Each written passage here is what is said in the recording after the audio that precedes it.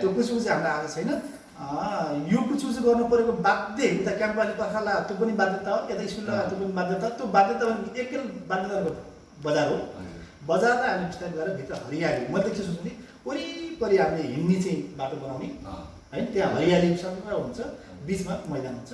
हरैया माध्यमिक विद्यालयका प्रमुख मेघनाथ शर्माज्यूले यहीँ विद्यालयमा पढाउनुहुन्छ र हामीले देख्न सक्छौँ यो हाम्रो हरैयामा रहेको हरैया बहुमुखी क्याम्पसमा पनि उहाँ पूर्व प्रमुख हुनुहुन्थ्यो भने अहिले उहाँ हरैया माविमा मात्रै प्रमुख हुनुहुन्छ।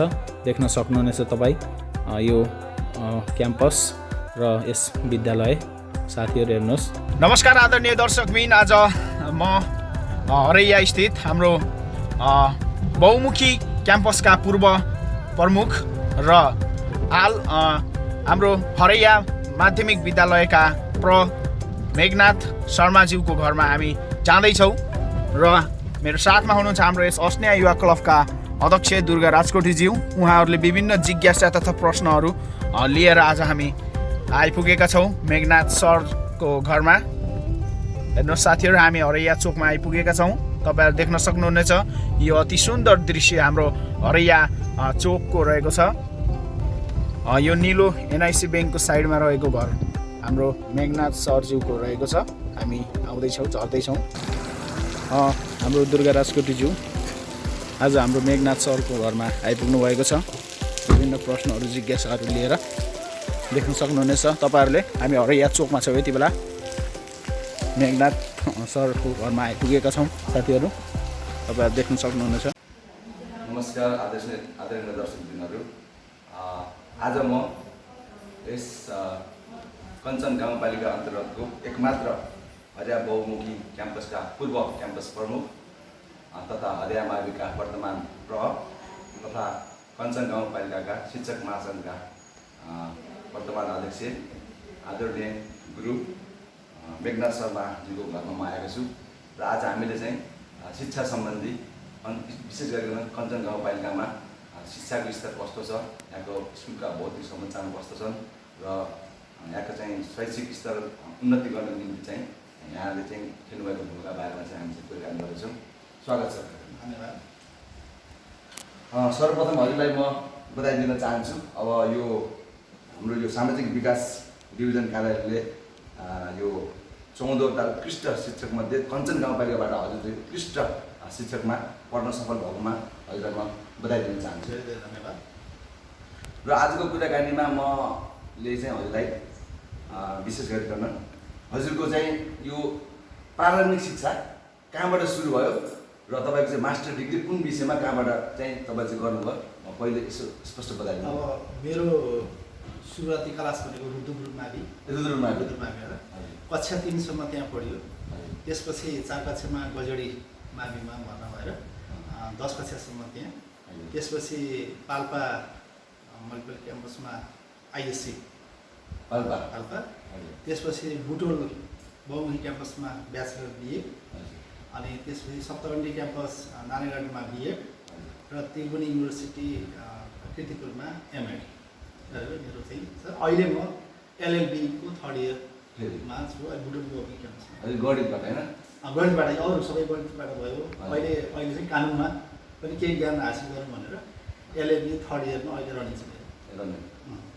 अनि हजुरको यो क्याम्पस प्रमुखको रूपमा चाहिँ कति वर्ष चाहिँ कार्य गर्नु? मैले 8 वर्ष गरेँ। 8 वर्ष सुरुवातीदेखि 8 वर्षसम्म लगातार। कस्तो रह्यो हजुरको चाहिँ? अनि धेरै राम्रो यो किन भन्दाखेरि अलिकति अब उच्च शिक्षामा पढ्न यहाँबाट बाहिर, खास गरेर चाहिँ यहाँका छोरीहरू बुहारीहरूलाई बाहिर जान समस्या थियो। हजुर। र घरमै बसेर उच्च शिक्षासम्म यहीँबाट हासिल गर्नको लागि त्यस्तो संस्था स्थापना यहाँ गर्दाखेरि त खुसी लाग्नु भयो, अनि गौरव पनि लाग्छ। त्यही त हाम्रो चाहिँ यो विशेष गरेर रुद्रपुर बासिन्दाहरू चाहिँ बुटोल नै जानु पर्थ्यो अथवा बाहिर जानु पर्थ्यो। यो कन्सेप्ट चाहिँ सुरुमा कसले ल्यायो हजुरलाई के थाहा छ? सुरुमा अथवा क्याम्पस स्थापना गर्नुपर्छ भन्ने सुरुमा के हो भन्दाखेरि हामीले खास गरेर यसको अलिकति ब्याकग्राउन्ड पर्छ भन्दा हरैयामा उच्च मावि सञ्चालन थियो त्यो तत्कालीन रूपमा। अहिले मावि भन्छ। अनि उच्च माविलाई त्यतिखेर हेरेर दृष्टिकोण थियो भने 10 सम्मलाई विद्यालय, अनि उच्च मावि अलिक फरक हो भन्ने किसिमबाट चाहिँ त्यो अलिक व्यवहार गरिन्थ्यो। त्यसको कोर्डिनेटर म थिएँ। अनि मैले एउटा गाउँपालिका स्तरीय बुद्धिजीवीहरूको बैठक हरियामावि तत्कालीन हरियामाविमा राखेँ। राख्दाखेरि प्रस्ताव मैले के राखेँ भन्दाखेरि यो उच्च माविलाई अलिक व्यवस्थित गर्नलाई सबैले सहयोग गर्नु पऱ्यो, आर्थिक लगायत हरेक कुरामा सहयोग गर्नु पऱ्यो भन्ने क्रममा के भयो भन्दाखेरि अब नेपाल सरकारको धारणा पनि के त्यतिखेर नेपाल सरकारको धारणा के छ भने हरेक माविलाई उच्च मावि बनाउने क्रममा छ। त्यसो त हामीले आफ्नो आफ्नै विद्यालयमा त्यो चाहिँ गर्नुपर्ने हुन्छ। त्यसो यहाँ थप गर्न गाह्रो हुन्छ भन्नेको कन्सेप्ट त्यहाँ आयो। त्यो आउने क्रममा के भने हामी एकाएक रूपान्तर गर्थ्यो। त्यतिखेर हाम्रो घरबडी सापकोटा हुन्थ्यो अध्यक्ष, हामी एकाएक चाहिँ के चेन्ज गऱ्यो भने ल ठिक छ उच्च मावि जहाँसुकै बन्ने भए त्यो उच्च मावि बनाइसकेपछि त्यहाँको उत्पादन त्यहाँका चाहिँ विद्यार्थीहरू फेरि पढ्न त उच्च शिक्षा चाहियो। त्यसो हो भने ठिक छ ल उपयुक्त ठाउँमा सम्भव भयो भने हरिया, अनि सम्भव भएन भने जुनसुकै ठाउँमा पनि रुद्रपुर तत्कालीन रुद्रपुर गाविसभित्र एउटा क्याम्पस बनाउनु भन्ने एजेन्डा तुरन्त बनाइयो। कुनै प्री प्लान केही पनि थिएन। त्यो किन सबैले उच्च मावि स्वतस्फूर्त निस्क्यो। किन भन्दा अब हरेक ठाउँ हरेकले अब आफ्नो उच्च मावि त हामी सबैले बनाउँछौँ भनेपछि त नयाँ कन्सेप्ट दिनु पर्दैन होइन। हामीले उच्च माविलाई बनाइयो थियो, तर हरेक विद्यालयका त्यो परहरू व्यवस्था समिति अध्यक्षहरू राजनीतिक दलहरू सबै आउनुभयो। उहाँहरूले चाहिँ अब शिवराज सरकारको नीति पनि के छ भन्दाखेरि हरेक विद्यालयलाई उच्च मावि बनाउने। त्यसो भने त अब हामी त विद्यालयतिर बनाउनु पर्ने हुन्छ। अनि यहाँ थप यहाँले सहयोग गर्नु त गाह्रो हुन्छ कि भन्ने कन्सेप्ट आइसकेपछि मेन पावरको त अभाव थिएन होइन। त्यो तपाईँको के हो भन्दाखेरि त्यो कन्सेप्ट चाहिँ लगभग 60 सालतिर आयो। 60 सालको सेरोफेरोमा आयो। त्यसपछि अब त्यहाँ त्यो एजेन्डा फालिसकेपछि यो त फेरि अब नसोचेको आयो एजेन्डा त। अनि उहाँहरूले के भन्नु भन्दा उसो भए यो ठुलो वृहत योजना भयो भन्दाखेरि तत्कालीन गाविसमा बसौँ र त्यहाँ एउटा चाहिँ समिति बनाऊँ भनेर हामी गाविसमा जम्मा भइयो र तत्कालीन चाहिँ सचिव टोपबहादुर बुढाथोकी उहाँको सहयोगितामा म सचिव रहने गरेँ। एउटा हामी 21 सदस्यीय कमिटी त्यहाँ गठन गऱ्यौँ, पूर्वाधार विकास समिति भनेर क्याम्पस निर्माण लागि। कुनै त्यहाँ अब त्यो पूर्वाधार विकास समिति मात्र भन्यो, त्यहाँ कुनै उ भएन। अनि के भयो भन्दाखेरि टोपबहादुर बुढाथोकीज्यूले अलिकति समय दिन उहाँले अलिक टाइम भ्याउनु भएन। अनि पछि हामी चेन्ज गरेको भन्दा भरतबढी सापकोटाको अध्यक्षतामा त्यो पूर्वाधार समितिलाई हामीले कन्टिन्यू दियौँ। अनि 62 सालमा के भयो भन्दाखेरि यज्ञ लगाइयो।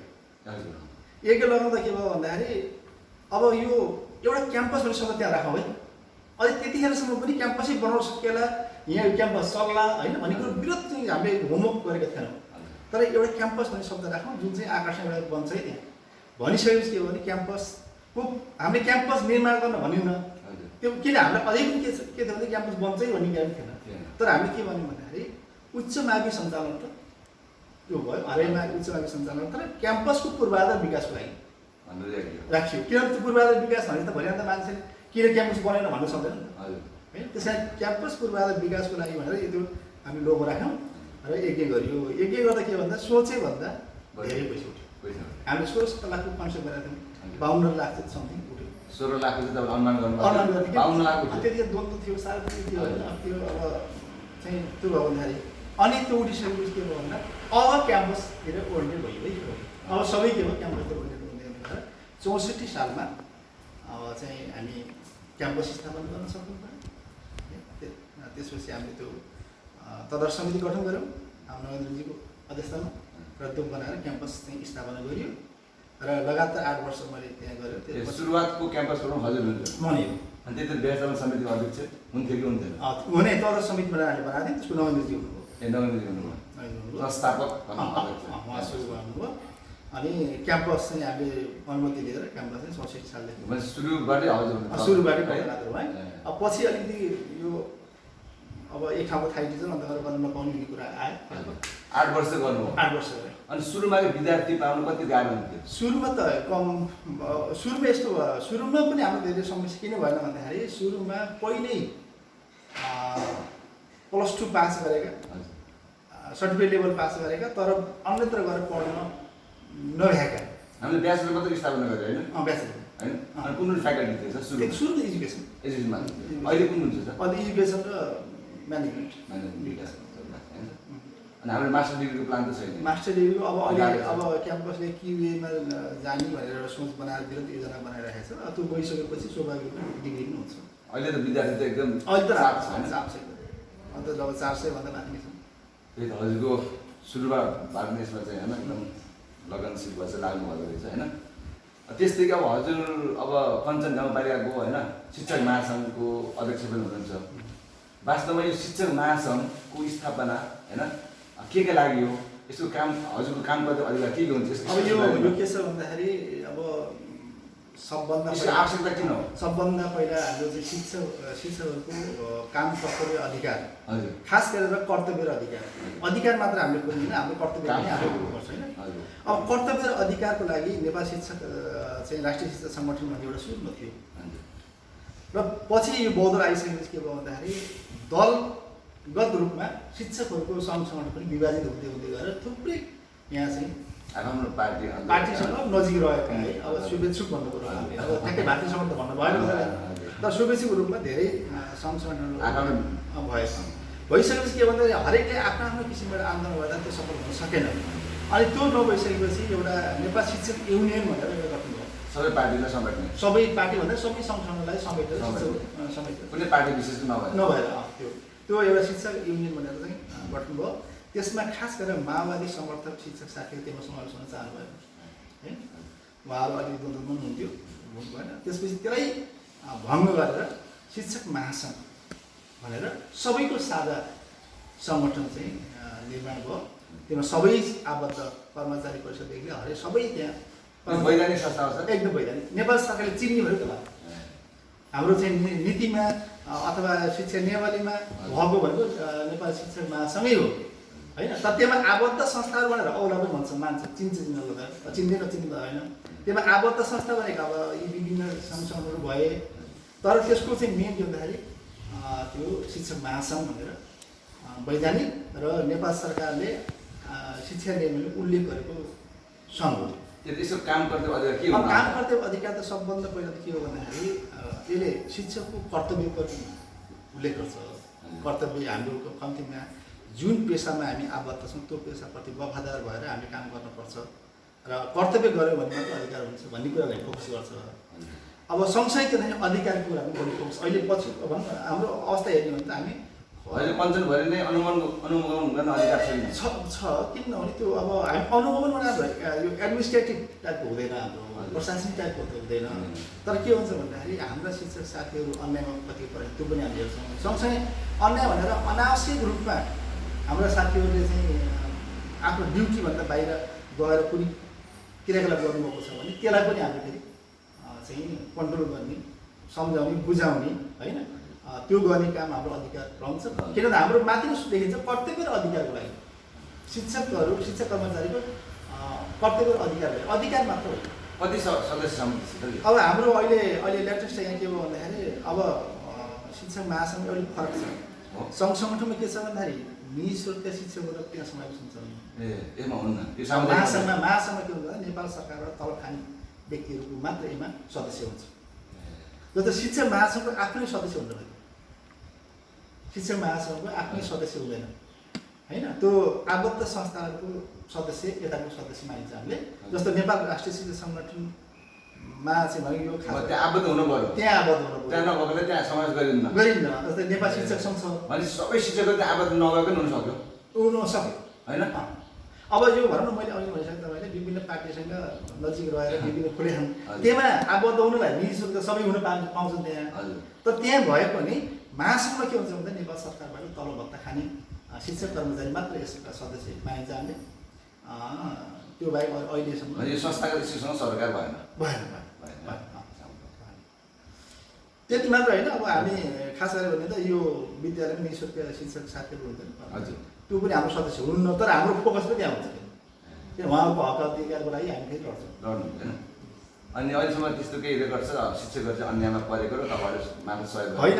अब थुप्रै कुराहरू छन्, सबै कुराहरू यहाँ भन्न सक्दैनौँ होइन। तर एउटा सबभन्दा हामीले कञ्चनले देखाउने र गर्व गर्ने एउटा हाम्रो अहिले राष्ट्रिय रूपमै अहिले जुन मिटिङमा चाहिँ राष्ट्रिय हुन्छ है। अब अहिले पहिला जस्तो अब फेस टु फेस हुनुभएको, अब राष्ट्रियमा हामी जहाँ परिन्थेन होला गइने थिएन होला होइन। तर अहिले जुन मिटिङमा त हरेक मान्छेले राष्ट्रिय हुन्छ है, राष्ट्रिय हुन्छ। अब राष्ट्रिय एजेन्डै हाम्रो के भन्दा कञ्चनमा अहिले के भयो भन्दाखेरि हामी सबभन्दा उदाहरण काम हामी गत वर्ष गरेको काम के छ भने चर्चाको विषय भनेको छ सबैले राम्रै त्यो भनेको के भन्दाखेरि कोरोनाको महामारीबाट सम्पूर्ण विद्यालयका आशहरू सुके होइन। अब त्यो आफ्नो आम्दानी थियो, सबै सुकिसकेपछि यहाँ मात्र होइन, ल जिल्लाका थुप्रै ठाउँमा अनि जिल्ला बाहिरका थुप्रै विद्यालयहरूले के गर्छ, निःशुल्कमा राखेका शिक्षक साथीहरूलाई, कर्मचारी साथीहरूलाई उहाँले के भन्नुभयो भने जागिर खाने कुरा त गर्नु भएन। उहाँले के भन्नु भने अहिले यस्तो विषम परिस्थिति छ, आर्थिक स्रोत छैन, त्यसो भयो भन्दाखेरि अहिले तपाईँलाई हामी तलबत दिन सक्दैनौँ, तपाईँहरू घरमा बस्नुहोस्, हामीले बोलाएको बेला तपाईँहरू आउनु होला शिक्षक र कर्मचारीलाई भनेर जिल्लाका थुप्रै विद्यालयले पनि त्यो कसरत गरे, अभ्यास गरे। तर हाम्रो पञ्चायतमा के हो भने त्यो चाहिँ आयो। यहाँ कतिपय स्कुलले त्यो विषयको वातावरण सिर्जना गर्नुभयो होइन, उहाँलाई घर बस्न लगाउनु भयो। अनि लगाइसकेपछि अनि कम्प्लेन त हामीसँग आइहाल्छ। आइसकेपछि हामीले के गर्यौँ भन्दाखेरि पञ्चायत गाउँपालिकासँग हाम्रो अब हामीले अध्यक्षलाई म धन्यवाद दिन चाहन्छु। उहाँ शिक्षाबाटै गएको हुँदाखेरि हाम्रो सहज भयो, धेरै सजिरहेछ। हामीले के गर्यौँ भन्दाखेरि त्यस्तो समस्याबाट भएको जुन देखियो विद्यालयहरूलाई, हरेक विद्यालय एउटा विद्यालय हरेक विद्यालय थियो। अनि हामीले के भन्यो भने त्यो समस्यालाई सम्बोधन गर्नलाई लक्ष्य छुट्याइदिनु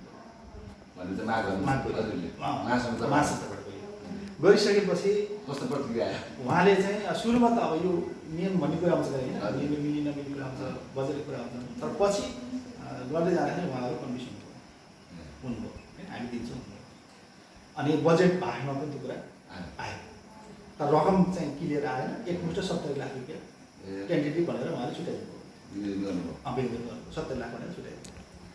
अनि त्यति गर्दाखेरि पनि विद्यालयले हामीलाई विश्वास गरेन। उहाँहरूले शिक्षक कर्मचारी निकाल्नु कतिपय है, कतिपय निकाल्ने कर्म हुन्थ्यो, कतिपय निकालिसक्नु। निकालिसकेपछि हामीसँग जानकारी।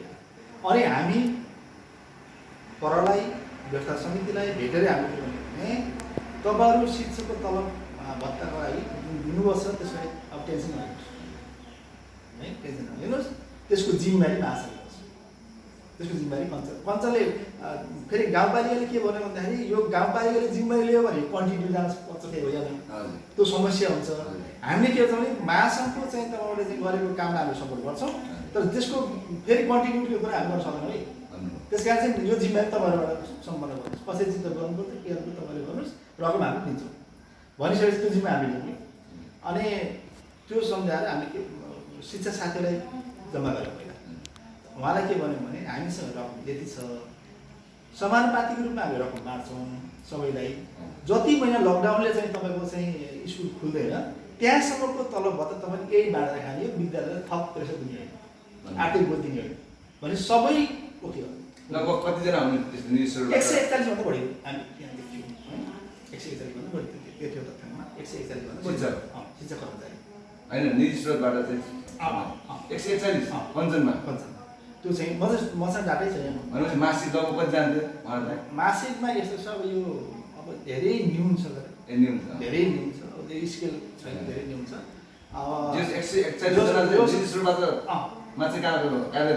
18 लाखको सेयरहरू हामी मासिक हामीले हिसाब गर्ने कुन विद्यालय कति जान्छ भनेर 70 लाख चाहिँ नियोजन गर्नु। अनि हामीले के गर्यौँ भन्दाखेरि उहाँ शिक्षाले के गर्यो भने यो पैसाबाट बाँडे जति हुन्छ खाने हो, अहिले चाहिँ हाम्रो पैसा भन्दा पनि जब सेक्युरिटी कुरा ठुलो भनेर कन्भिन्स गरियो र विद्यालय व्यवस्थापन समिति र परहरूलाई पनि हामी भेला गऱ्यौँ महासङ्घले। र उहाँलाई के भन्यो भने तपाईँले शिक्षा ननिकालिदिनुहोस् मात्र, आर्थिक चिन्ता नगर्नुहोस्, आर्थिक व्यवस्थापन हामीले गर्छौँ, शिक्षालाई चिन्ता हामीले बुझाउँछौँ, तपाईँहरूले मात्र के गर्नुहोस् भने शिक्षकलाई निर्णय गरेर बाहिर नपठाउनुहोस्। उहाँहरू अहिलेसम्म त कन्टिन्यू छ। अब के भयो भन्दा सबै पुनर्बाली भयो, सबै आउनुभयो, आफ्नो कार्यस्थलमा बस्नुभयो, हुनुभयो, सबै चाहिँ हुनुभयो। हामीले के गर्यौँ भने त्यो पैसा समानुपातिकमा बाँड्यौँ, त्यही पैसा खाएर उहाँहरूले स्कुलमा थप व्यवहार नगरिदिनु अनि अलिक भिन्दै किसिमले मिलाउनु। तर यो मारमा थुप्रै अरू अन्य स्कुलले गरेर के लाग्छ गरे। अब व्यवस्थापन गर्न सक्नुभयो होला? यस्तो भयो, धेरै ठाउँमा के गर्यो भने जागिरी खाने कुनै काम भएन, तर चाहिँ तलब नदिने काम भयो। अनि सर हामीले कञ्चन गाउँपालिकामा कति छन् सामुदायिक विद्यालय संस्था? सामुदायिक विद्यालय त 19 भयो, संस्था 30 अनि गुणस्तर शिक्षाको लागि चाहिँ कस्तो छ, के देख्नुहुन्छ हजुरको अनुभवमा? गुणस्तर शिक्षा त यो बडा यो चाहिँ सबभन्दा सेन्सिटिभ कुरा त्यही रहेछ कि हजुर, किन भन्दाखेरि अब एक त गुणस्तर शिक्षा भनेको के हो भन्ने कुरा यो डिफाइन भयो, केलाई गुणस्तर शिक्षा? अब बच्चाले 90 नम्बर ल्याउँछ, डिस्ट्रिक्टमा A+ आयो, मेरो चाहिँ B+ आयो भनिरहेको छ। हजुर। र त्यो उसमा बिहेभियर चेन्ज केही पनि छैन छैन। हैन। हजुर। भोलि अन्त तपाईँ हामीलाई चाहिँ हाम्रो कति पर्सेन्ट हाल्यो र समाजमा अहिले जो उत्कृष्ट काम गरेर हिँडिराख्नु भएको छ उहाँहरूको चाहिँ कति नम्बर थियो भन्नु त म त फर्स्ट डिभिजन आएर मुस्किल थियो। थर्ड डिभिजन पास भयो भने एकदम खुसी हुनुपर्ने स्थिति थियो। भनेपछि के त नम्बर ठुलो भयो नि त। हजुर। हिजो चाहिँ धेरै नम्बर ल्याउनेहरू पनि समाजमा गएर उनी भिड्न सकिरहेको छैन है। तर कम नम्बर लिएर पास गरेका व्यक्तिहरू पनि पछि धेरै राम्रो काम गरेको देखिन्छ। त्यस कारण नम्बरै मात्रै गुणस्तर होइन नि त। त्यस कारण यो गुणस्तरीय शिक्षाको परिभाषा अलिकति अहिले झन् फेलै नमान्ने नीति छ हो कि होइन? अब फेल तपाईँलाई अप्ठ्यारो लाग्छ लाग्दैन मार्क्स देखायो कि जस्तो अहिले पनि एसीमा अब कोभिडको कारणले चाहिँ होइन आफैले चाहिँ पढाउनु पर्यो। हामीले त होइन 0 आउनेलाई पनि केही नम्बर त दिएर पठाइयो होला हो कि होइन? यथार्थ कुरो के त्यो बाध्यता छ होइन? बाध्यता के छ भने फेल कसैलाई गराइन्न। अब गराइन्न भन्नु मिल्दैन, गराइन्न भन्नु त मिल्दैन होइन सिधा कुरा भन्नु। अब तर व्यवहारमा त्यस्तो देखिन्छ होइन। अब नम्बर झन् बढी नम्बर चाहिँ अब होइन मलाई के लाग्छ भन्दा नि हामीले फेल नगरेर नीति गराइन्छ। अब 0 कतिपय स्टुडेन्ट त ट्याक्कै 0 के यस्तो रहेछ अबै दिन होइन। त्यसमा मैले मेरो पनि चुक्ता के छ फेल भनेको कोही व्यक्ति फेल हुँदैन खालि होइन। कोही व्यक्ति बोल्न अलिक कम सक्छ त्यसको अर्थ ऊ लाटो होइन। कोही व्यक्ति धेरै बोल्छ समाजमा त्यो बाटो होइन होइन। त्यस कारण कि कोहीले लेखेर 2-4 नम्बर कम ल्यायो ल 32 ल्याउने बित्तिकै ऊ विद्यार्थी पास एकदम सफल राम्रो, 31 आउने बित्तिकै फेल त्यो भएन है। किन भन्दा तपाईँको गन्तव्य उसको पढाइसँग त्यो परीक्षा मिलेन, यो मूल्याङ्कनका प्रविधिहरूसँग उसको एन्सर हुन सकेन मात्र हो। तर व्यक्ति आफैमा फेल भयो कि सबभन्दा हामीले यहाँ के बुझ्नुपर्छ भने बडा विद्यार्थीमाथि हामी ठुलो अन्याय गर्छौँ कि हाम्रो सिस्टमले अन्याय गरेको हामीले होइन। उसले हाम्रो अपेक्षा गरे अनुसार उसले व्यवहार देखाउन सकेन भने अथवा गर्न सकेन भने अथवा चाहिँ मेमोरीको आधारमा सम्झेको आधारमा त्यहाँ लेख्न सकेन भने उसलाई हामी असफल घोषणा गर्छौँ र एउटा व्यक्तिलाई हामी असफल घोषणा गर्छौँ। तर उसको पछाडि के छ? उसको पछाडि अभिभावक छ, उसको पछाडि समाज छ, उसको पछाडि स्कुल छ, टिचर छ होइन, राज्यका शैक्षिक नीतिहरू छन् होइन, त्यसपछि पाठ्यक्रम छ, पाठ्यपुस्तक छ, सबै कुरा ठिक एउटा व्यक्ति मात्र भेटे कि ऊ इन्डिपेन्डेन्ट हो व्यक्ति, उसको समाजको दायित्व छैन। उसलाई त्यो अवस्था ल्याउन समाजको दायित्व हो कि होइन, अभिभावकको दायित्व हो कि होइन, शिक्षकको दायित्व हो कि होइन, विद्यालयको दायित्व हो कि होइन, राज्यको नीतिको कुरा आउँछ हुन्न, पाठ्यपुस्तक कुरा आउँछ हुन्न, पाठ्यक्रम कुरा आउँछ हुन्न, सबै कुरालाई हामीले मूल्याङ्कन गरेर एउटा व्यक्तिलाई असफल भनेर घोषणा गरेर कति अन्याय गर्नु लाग्छ।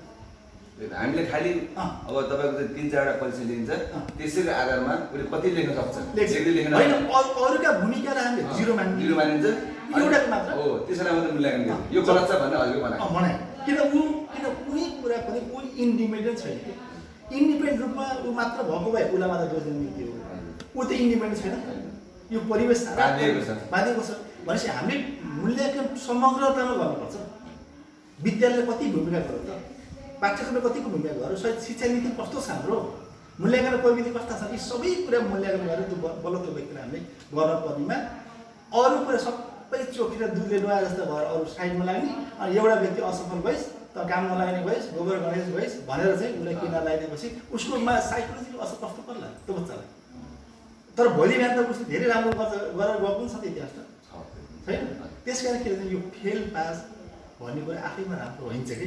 त्यही भएर अहिले यो छ नि ठिक छ मेरो गणितको नम्बर कम आयो, ग्रेडिङ सिस्टम गणितमा नम्बर कम आयो भने म जहिलेसुरु रोकेर गर्ने मलाई गणित नपढे त हुन्छ, अरू विषयबाट मैले चाहिँ होइन सफल गर्न सकिन्छ नि। त्यस कारण चाहिँ नरोक है। 1-2 विषयको चाहिँ त्यसले गर्दाखेरि त्यो ग्रेडिङ सिस्टम के भने 1-2 विषयमा अलिक कम आयो भने नरोक्नु बच्चाले, त्यसको प्रतिभा अरू क्षेत्र हुनसक्छ होइन। त्यस कारण अगाडि बढ्न देऊ भनेको। अब यहाँदेखि जाँदा नपढेर हुन्छ, अब यो फेल भइन्न भनेर गलत बुझाएर गलत व्याख्या भयो कि। त्यस कारण चाहिँ मेरो अहिले पनि के हुन्छ भने बच्चालाई हामीले अहिले हेर्नुहोस् अहिले फेल पास छैन। अहिले ग्रेडिङ सिस्टममा हामीले कुनै विद्यार्थी पास पनि लेख्दैनौँ, कुनै विद्यार्थी फेल ग्रेड दिन्छौँ। सेक्युरिटी तर एउटा उयो छ नि सर, न्यूनतम यति ल्याएन भने चाहिँ माथि पढ्ने कुरा मात्र पार्न नपाउने भन्ने छ नि, पढ्न नपाउने मात्र फेल होइन फेल होइन त्यो अगाडि बढ्छ। मात्र के हो भने माथि गएर उसले किन पढ्नु भन्दाखेरि उसको तलको क्यापेसिटीको आधारबाट यो क्यापेसिटी तर ऊ त वञ्चित त भयो माथि उच्च शिक्षाबाट चाहिँ वञ्चित हुने हो। उच्च शिक्षाबाट त वञ्चित भने यस्तो त्यसको आधारै नभइकन जब नभइकन होइन अब त्यो जस्तै प्राविधिक शिक्षा चाहिँ लान सकियो होइन अरू क्षेत्र त छ त खुला छ है तर उसलाई रोकेर बस्नु भएन क्या मैले हेरिरहेको छु एउटा बच्चा 11मा म्याथ लागेर उसले कहिल्यै पनि कटाउन नसकेर ऊ चाहिँ लाइफ एकाडेमिक लाइफ सिद्धियो मैले एकदम उदाहरण दिएँ कोही अङ्ग्रेजी घटाउनै नसकेको अब त्यस्तो हुँदैन है अब चाहिँ म्याथ सरी भोलि नगएर ऊ म्याथ पढाउन पाउँछ उसलाई किन रुचि नै छैन चाहनै छैन भने त्यो म्याथ किन लौदिन होइन तर अरू क्षेत्रमा जान यो चाहिँ यो सिस्टमबाट ल्याएको कुरा हो अब सुरुमा बुझाइमा अलिकति फरक पनि छ अनि के छ एउटा कुरो अब हाम्रो नेपालको संविधान होइन 2072ले चाहिँ यो मौलिक हक र कर्तव्यमा तपाईँको त्यो भाग 3 को तपाईँको त्यो धारा 31 को उपधारा 1 र 2 मा चाहिँ होइन शिक्षा सम्बन्धी चाहिँ अब निःशुल्क चाहिँ पढ्न पाउने भन्ने छ तर यो व्यवहारमा चाहिँ त्यति कहीँ पनि हरिया मात्रै होइन कि कहीँ पनि त्यो देखिँदैन शुल्क लिइएको छ यसलाई चाहिँ के छ यो लिनै पर्ने भएर हो आय स्रोत नभएर हो अथवा यो कुन आधारमा लिइन्छ यस्तो छ अवैधानिक मान्ने कि नमान्ने के छ अब के छ भन्दाखेरि इमाम चाहिँ नेपालको संविधान मौलिक हकभित्र शिक्षा राख्यो र माध्यमिक तहसम्म शिक्षा निःशुल्क हुनुपर्छ माध्यमिकसम्म निःशुल्क भन्यो आधारभूतसम्म चाहिँ अनिवार्य र निःशुल्क भन्दैन हैन यसलाई चाहिँ अब हामी कक्षा 8 भनेर मान्नु पर्यो अहिले हामीले हैन आधारभूत हुन्छ 8 सम्म अनिवार्य भनेको छ अनिवार्य निःशुल्क हुनुपर्छ एमा त अब प्रायः शुल्क दिएको देखिन्न 8 सम्म 8 सम्म निःशुल्क हो निःशुल्कै हुन्छ हैन निःशुल्कै हुन्छ तर हैन मैले चाहिँ भेटाएको छु भेटाउने भन्दा नि यस्तो हुन्छ अब यो चन्दा त्यसलाई चाहिँ कसैले सहयोग शुल्क भनेर लिएको छ 1 लाई 100 2 लाई कसैलाई 200 कति वर्ष होइन त्यो यसमा त्यस्तो के छ भने मैले हरेक केसमा सिधै भनाफी नभनेर हरेक केसमा पनि यसलाई अलिकति चाहिँ हालिदिने गर्ने काम भयो होइन म थाहा भयो मोबाइलमै हालिदियो ठिक छ त्यो केही त्यसलाई अन्यथा होइन जे हामीले गर्ने त्यो गरेको र बाहिर ल्याएर के अर्थ भएन त्यो नराम्रो भएन कुरो के भन्दाखेरि हामीले कसैलाई पनि बाध्य बनाएन तपाईँले अहिले पनि रेकर्ड हेर्नुहुन्छ 100 जना विद्यार्थी त्यहाँ हाम्रो अभिलेखीकरण हुँदाखेरि पैसा 100 जनाकै आउँछ नि छैन त्यो हामीले के भनेको छ भने यो चन्दा सहयोग हो यस्तो यस्तो अवस्था छ वर्षमा 100 रुपियाँ तिर्ने कुरा हो तर तपाईँसँग थुप्रो समस्या छ भने र मैले के भन्दाखेरि म त अब यतिसम्म भनेको छु कुनै गार्जियनले समस्या देखाउँछ भने हामी सरकारी स्कुल हो सरकारी स्कुलमा आर्थिक कारणले पढाइ रोकिन्न तर सक्नेले केही सहयोग गर्नुहोस् अब कतिपयले गर्दा दलित हामी दलित हाम्रो लाग्दैन फिस लाग्दैन भन्नुहुन्छ यो फिसै होइन होइन सकिन्छ दिने हो अब सकिन्न आर्थिक समस्या छ भने नदिने हो कि त्यो ब्राह्मणले पनि त्यही हो क्षेत्रीले पनि त्यही हो जनजातिले पनि त्यही हो दलित पनि त्यही हो होइन अब यो बाध्यकारी होइन आठसम्म हामीले कुनै पनि बाध्यकारी त्यस्तो भन्ने तर कतिपय स्कुलमा छ अब नाम नलियो तर 1 लाई 100 2 लाई 200 3 लाई 300 अब नर्मली त्यो चाहिँ भन्न नभन्दा 100 भन्ने किन वर्तमान 100 भने बित्तिकै अचिम्म भयो त्यसरी चाहिँ मिलाइएको छ अब यो के छ भने यसलाई चाहिँ त्यो पनि नलिने स्थिति आउलाग्दैन त्यो त 8 सम्म हामी सबै बसेर 8 सम्म त्यो जुन कुरा उठिरहेको भनौँ न त्यो नलिने भन्दा ठुलो रकम आउँदैन त्यसमा 50-60 हजार रुपियाँ आउने होइन त्यो फेरि सबैले दिँदैन फेरि त्यहाँ टाटाबाट दिँदैन होइन अब यो त सहयोग हाम्रो त इच्छा पनि छ हो होइन दिनु त्यो अब त्यो भने ठुलो भर्नु पैसा उठ्ने पैसा नै होइन यसलाई मैले पालिकामै अस्तित्व कुरा उठाएँ मैले के भन्नु यो 8 सम्म जुन कुरा छ भने यसो सबै मिलेर त्यो 50-60 हजारभन्दा बढी कसैको विषयमा उठ्ने पैसा होइन अनावश्यक यो के अरे आधारभूत पुनर् निःशुल्क भनेको छ होइन कुनै पनि 12 मिल्नु भनेको छ त्यसो भने यसलाई हामी टोटल यसरी जाउँ न अस्ति मैले एजेन्डा राखेको छु होइन सबैले अब चल फेरि त्यो मैले गर्दा भए त हुन्न सबै बस्नुपर्छ अब माथिको हकमा 9-10 देखि 12 सम्मको हकमा हेर्ने हो त माध्यमिक तहसम्म निःशुल्क भन्छ माध्यमिक तह भने अहिले 12 सम्म भयो अब हाम्रो पछि 11-12मा करिब 450 विद्यार्थी छन् 450 सेक्सन छ होला सेक्सन छ भनेपछि एकैचोटि हाम्रो 13वटा क्लाससम्म बनिन्छ 13वटा क्लास एकैचोटि होइन कुनै पनि पिरियडमा अलिक कम होला तर म्याक्सिमम् 13वटा क्लाससम्म छ अब टिचर कति छ 2 जना छ उसले पठायो होइन अब यही भएर सरकार बोलिदिइहाल्छ काम गर्न गाह्रो छ म्यानेजमेन्ट गर्न गाह्रो छ 13वटा क्लास रन हुन्छ होइन तर टिचर कति छ 2 जना अब बाँकी टिचर कहाँ व्यवस्थापन माध्यमिक दर्शन पनि सुरु अनि त्यस्तो के गर्नु पर्यो अब बाध्य होइन? एकदमै यो कस्तो भने अब खास गरेर यो विद्यालय चलाउनेहरू अब तर एउटा कुरा छ हरियाको हकमा त हाम्रो चाहिँ बजारबाट चाहिँ राम्रो आम्दानी गयो त सिद्धि गयो अहिले कता? के छ होइन मतलब यो है अब गाउँपालिका चाहिँ लगेन नि लगेन। एकचोटि लाने कुरा आएको थियो नि सम्पूर्ण आम्दानी चाहिँ बजारहरू चाहिँ गाउँपालिका लानु लगेन। त्यो त होइन नि यो कोभिडको कारणले बन्द भएर बन्द बन्द भयो हामीले चाहिँ त्यो होइन भने कति आउँदैछ वार्षिक लगभग वार्षिकमा हाम्रो चाहिँ अब लेटेस्ट हेर्दाखेरि 14 लाख जति मात्रै ठेक्का गर्थ्यो त्यसमा 2 लाख समथिङ चाहिँ कर गर्थ्यो पालिकालाई अनि लगभग वर्षभरि माटो गिटी यहाँ उहाँ त्यो दिनुहुन्थ्यो त्यसमा लगभग लाख 1.5 लाख जति बजारमै खर्च हुन्थ्यो होइन गर्दाखेरि लगभग लगभग अब त्यही हो 10-11 लाख रुपियाँ अनि त्यहाँ फेरि यो बन्द भयो भने त्यो बन्दको माइनस गर्छ माइनस गर्छ त्यो सिस्टमै छ अब गर्दै गर्दा लगभग चाहिँ 8-9 लाख रुपियाँ जति हाम्रो वार्षिक आम्दानी राम्रो आउँथ्यो यो लेटेस्टमा अब पहिला 6 लाख 6.5 लाख पहिला कम थियो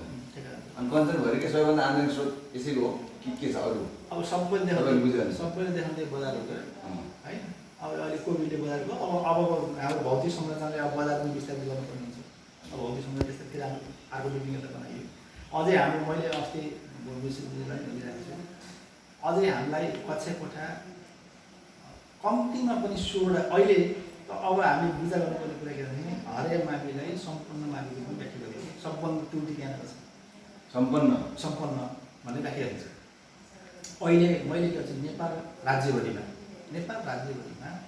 आफ्ना विद्यार्थीहरूलाई आफूले भर्ना गरेको विद्यार्थीलाई अर्को संस्थामा लगेर पढाउने विद्यालय कुन हो एक मात्र हरियाणा जसले आफ्ना 600 विद्यार्थी अहिले क्याम्पसको भवनमा पढाउँछ आफ्नो भवन छैन यो त यो त सबभन्दा सोध्न पर्ने कुरा छ होइन किन भन्दाखेरि क्याम्पसले अब के गरेर जाँदैछ क्याम्पसको पढाइ अब 12-1 वर्षसम्म लगाउनुपर्ने स्थिति हुन्छ अब अहिले चाहिँ 10 बजे सिधाएर जानुपर्ने अब त्यो जाँदा त्यो 600 विद्यार्थी कहाँबाट पढ्ने भनेपछि सबभन्दा भौतिक रूपमा कमजोर विद्यालय भनेको हरेक अहिले तपाईँ जुन संरचना बन्दैछ नि कसको क्याम्पसको हो कि स्कुलको हरियाणा त्यो चाहिँ कति भवन 4वटा कति बजेट पऱ्यो त्यो 90 लाख हो त्यसको पढ्दैछ हो होइन यो माथि विभाग मान्छेलाई पढ्दैछ होइन विभागबाट हो कहिलेसम्म सम्पन्न हुनुपर्छ सम्बन्ध अब यो असार मसान्तभित्र हो हामी त्यहाँ हुनुपर्ने त्यो ठेक्का म्याथ थाप्नु भयो होइन हाम्रोसँग त्यो छैन फेरि त्यो ए हामीसँग उनीले गर्ने हो गाउँपालिकाले पनि ठेक्का दिएछ ए गाउँपालिकाले सम्पन्न हजुरले चाहिँ हामीसँग के त्यो पैसा हामीसँग नै आउँदैन अब हामीले यहाँ सामान्य तपाईँ दौडधुप गर्नु परेन निगरानी परेन निगरानी चाहिँ गर्नु पऱ्यो निगरानी गर्नु पऱ्यो तर हामीसँग त्यो पैसा हामीसँग नै आउनु पनि भएन र हामीले भुक्तानी दिनु पनि पर्दैन र ठेक्का हामीले दिएको होइन सबै काम अनि एउटा गुनासो जस्तै पढाइ सँगसँगै अब तपाईँको खेलकुदको पनि धेरै महत्त्व हुन्छ होइन हामी स्वस्थ भयो भने नै स्कुल जाने हो कि सबैभन्दा पहिला स्वस्थ हुनु पऱ्यो हाम्रो शिक्षा हो अब यहाँ गुनासो के आयो भने खेलकुदको लागि चाहिँ फिल्डमा फिल्ड मास्टर भन्ने कुरा आएको थियो यसमा हजुरको के छ होइन यो व्यापक रूपमा पहिलेदेखि उठ्यो है जब हामीले त्यो भवन उत्तर बनाइदियो यो के थियो भन्दाखेरि मैले पहिलेदेखि भन्दै आएँ म त 31 वर्ष यहाँ लगातार छु 31 वर्षदेखि संस्था 47 सालदेखि आएको म कन्टिन्यू रूपमा छु र 56 सालबाट म जिम्मेवारी पर्दैछु है त्यति हामी यहाँ फुटबल म पनि खेलेँ कि खेलिन्थ्यो अब यहाँ के भयो भन्दाखेरि 3टा संस्था यहाँ रह्यो 3टा संस्था एउटा हरियाणा मावि एउटा हरिया भौमिक क्याम्पस र एउटा बजार 3टा निकायहरूको विकसित रूप यहाँ सम्भव छैन है काम चलाउ रूप त छ तर विकसित रूप सम्भव छैन तिनैजनाको छैन 3टा यहाँ सम्भव छैन एउटा होला 3टा छैन आइसकेपछि अब भन्दाखेरि स्कुललाई सामान्य हुने त्यो ब्लकिङ हुनबाट गरेर यता आउन दिएन है यता खेलकुदबाट आउनु दिएन ब्लकिङ गरेर उता मात्रै सुरु गरियो भैँसीहरू पाडाहरू मेन गेटबाट मानिन्थ्यो सबैले देखेको कुरा अनि एकचोटि +2 को परीक्षामा निरीक्षण गर्न आयो बुटोल उच्च माध्यमिक शिक्षा परिषद प्राथमिकमा उहाँहरूले के हो उहाँहरू आउँदाखेरि भैँसीहरू बाटो देख्यो त्यो बाटोबाट सिधै गेटबाट अनि उहाँहरूले के भन्नु यस्तो चाहिँ भयो त हामी यहाँ केन्द्र दिन्थेन भनेर भने मसँगै भन्नु सुरुमै त्यस्तो त्यस्तो थियो अनि हामीले अब भवन पर्यो, जिल्लाबाट भवन परिसक्यो, हामीले त लगिसक्यो। त्यो भवनलाई हेर्नको लागि पर्खाल लाउने भयो, नभए त भवनभित्र फेरि विवाद भयो। अब मैले भने अब चाहिँ तपाईँको चाहिँ दिन प्रतिदिन यसका चाहिँ आँगा फैलिएको छ। हिजो 600 विद्यार्थी, अहिले करिब 1100 भन्दा होइन। अब प्राविधिक धार हामीले प्राविधिक धार भनेको यसको ल्याब मात्रै 4वटा कोठा हुन्छ, ल्याब मात्रै। अब एउटा बिल्डिङ त प्राविधिकले खायो। अब अहिले अब हिजो +2 डेमा बिहा थियो, तिनीलाई छुट्टी कोठा चाहिन्थेन, अहिले +2 डेमा गयो होइन। अब 450 विद्यार्थी जाने बित्तिकै कतिवटा कोठा चाहियो। बिल्डिङ हामीलाई यति चाहिएको छ, होस्टेलको कुरा कहाँ छ, अभाव हुँदै गयो। अनि भवन त बनाउनु पऱ्यो, भवन कहाँ बनाउनु, उता क्याम्पस भयो, यता बजार हो होइन। अनि त्यो भवन हामीले चाहिँ त्यो कतिपय साथी के भन्दा त्यो उतापट्टिको भत्काएर बनायो भन्नुहुन्थ्यो होइन। एउटा कन्सेप्ट छ कि विद्यालयमा के त्यो ठाउँमा होस्टेल बनाउने कन्सेप्ट भोलि नि त अब दीर्घकालीन हेर्नु पऱ्यो नि, भर्खरै हेर्नु त भएन। अब हामीले के सोचेका छौँ भने अब दक्षिणतिर एउटा बिल्डिङ गर्नु फेरि दक्षिण बिल्डिङ गर्नु, अब त्यसलाई पनि घेर्नु पर्छ, नभए त फेरि कि अब भैँसी त फेरि भित्र जाने पैसा छ। अब हामीसँग के हो भने यदि त्यो भवन हामीले संस्कृत जाने हो भने बजार हटाउनुपर्छ। वैकल्पिक व्यवस्था हुनुहुन्छ नि, एकदम क्लियर छ। अब हामी यो कुरा पनि जान खोज्नु भएको क्या। हामी दुईटा धारणा छौँ, या त चाहिँ सेरोफेरोमा पनि जग्गा भाडामा लिएर बजार सार्ने र विद्यालयले स्वामित्व लिने। यदि चाहिँ त्यो सम्भव भएन भने पालिकाले सार्वजनिक जग्गामा कहीँ लगाओस्, यही ठाउँमा हुनु यो ठाउँमा सम्भव छैन। यो ठाउँमा सम्भव नभइसकेपछि अब हामीले ओभरअलमा ब्लकिङ गर्छ, पुरै ब्लक गर्छ, भित्रका सबै कम्पाउन्डहरू हामी थाहा छ है। यहाँको जुन निर्माण भइसकेको छ नि त्यो पनि हटाउनु पऱ्यो, ती सबै हटाइयो होइन। ती सबै हटाएर भित्रका पर्खाल पनि हामी गर्छौँ किन चाहिएन नि त। हाम्रो त्यो भित्रका पर्खाल चाहियो, मेन कारण बजार हो। अनि त्यहाँ सहमति हुन्छ बजार वैकल्पिक व्यवस्थापनमा सम्भव छैन। अब सबै सहमत हुनुहुन्छ नि होइन, सहमत त अहिले हामी त्यो अब एक्सर्साइज नै भएन, कन्सेप्ट छ होइन। बिल्डिङ यता आइसकेको, बिल्डिङ यता आउनुको अर्थ के हो, बजारको बिचमा बिल्डिङ छोड्नु भयो है, त्यहाँ होइन। अब त्यो बिल्डिङ यता ल्याउनुको मकसदै के हो भने इन्टरनल कुरा सबै कुरा बाहिर थाहा हुँदैन मान्छेलाई। बिल्डिङ जब यता आउनुको अर्थ के हो, अब बजार विस्तारित हुने हो, ढिलो चाँडो अब 1 वर्ष 2 वर्ष लाग्ला विस्तारित हुने। बजार विस्तारित भइसकेपछि भित्रका पर्खाल कामै छैन, त्यो हटाइन्छ। हटाइसकेपछि फेरि पनि पहिला पूर्वज गर्न सम्भव छैन, तर सानो चाहिँ विद्यालय खुल्ला मैदान हुन्छ होइन, त्यसमा 2 मात्रै भएन, तर अब यसलाई थोरै टाइम लाग्छ। अब हाम्रो ओभरअल कन्सेप्ट के छ भन्दाखेरि ओल्लो बिल्डिङलाई पनि 3 तला पुऱ्याउने, अझै हामीले 16वटा कोठा अहिलेका विद्यार्थीको लागि चाहिन्छ। तर विद्यार्थी त अब बढाउनु पर्ने होला, क्रमश बढ्ने होला, विद्यार्थी बढेको बढेछ, प्रत्येक वर्ष त 100 वर्ष विद्यार्थी बढिरहेको छ होइन। अब 600-700 विद्यार्थीबाट अहिले 11-1200 हारेर गइसक्यो है, बढ्दैछ भनेपछि अब त्यही अनुसार संरचनाले कार्य गर्दै जाने। अब कतिपय यहाँ क्याम्पस सार्ने भन्ने कुरा आइरहेको छ, आछ बाहिर चर्चन छ। अब सबैले सहमतिबाट एक मात्र अब क्याम्पस कसैले अब कुनै कारणले क्याम्पस सर्यो भने अब हाम्रो भौतिक सङ्गठन चाहिने इनफ हुन्छ हुन्छ। तर त्यो मैले अलिक कमै देखेको छु, तर पनि समाजले चाह्यो भने हुनसक्छ। त्यो भयो भने एउटा पक्ष भयो, नभए पनि यता बिल्डिङ बनाएर हामी अब हाम्रो कम्पाउन्ड के हुन्छ भने ओभरअल अनि अर्को यहाँ एउटा चाहिँ के छ भन्दाखेरि त्यो खेलसँग सँगसँगै के छ भने भैँसी चराउने पाउनुपर्छ भने पनि एउटा आनन्द छ कि यहाँ हामीले भैँसी धपाउँदा यति गाह्रो हो नि, भैँसी धपाउँदाखेरि तपाईँको चाहिँ त्यही भएर बाध्य पर्खाल लाउनु पऱ्यो हामीले। भैँसी धपाउँदाखेरि हामीले चाहिँ तपाईँको खुल्लामा गराएर के भयो भने त्यसको बानी लाग्यो भने त्यो छ। अब त्यस्तो हुँदैन, त्यसलाई व्यवस्थित रूपमा गर्ने कुराहरू हुन्छन्। र जुन युवा जगतको जुन चासोको विषय छ, जुन यो खेल मैदानको चासो विषय छ, यो पनि अब धेरै समय जाँदा छैन। हाम्रो कन्सेप्ट यदि चाहिँ सक्सेस भयो भने अब हामीले चाहिँ त्यो गरेतिर दिशा ओरिएन्टेड भइसकेको छ, हाम्रो आन्तरिक सल्लाह भइसकेको छ। तर मात्र के हो भने बजार विस्तारित नगरेसम्म त्यो पर्खाल हुँदैन, नभए फेरि पुरै फोहोर हुन्छ। तर बजार पनि अब ढिलो चाँडो विस्तार पनि छ, बजार विस्तार गर्ने बित्तिकै यी आएका समस्याहरू स्वतः समाधान हुन्छ। अनि सर हजुर लगभग अहिले यो सम्हालेको कति वर्ष हुन्छ यो 72 वर्ष भनौँ 72 कन्टिन्यू हुन्छ। अनि पहिला र अहिलेमा के कस्तो भिन्नता गर्नुहुन्छ भौतिक संरचनामा प्लस शिक्षक विद्यार्थी बिचको चाहिँ अनुशासनिक सवालमा होइन अनि राम्रो विद्यार्थीहरू चाहिँ एससीमा उत्तीर्ण गर्ने सवालमा अनुशासन कायम गर्ने सवालमा हजुर आए पछाडि कस्तो किसिमको चाहिँ आचार संहिता बनाउनु के छ भने म जब पहिला यता प्राचार्य थिएँ म 63 सालसम्म 64 साल भनौँ क्याम्पसको यता स्कुलतिर त्यति प्राचार्य भन्नु होइन अहिले प्रभाव त्यो त्यसलाई छोडेर म क्याम्पसतिर गएँ।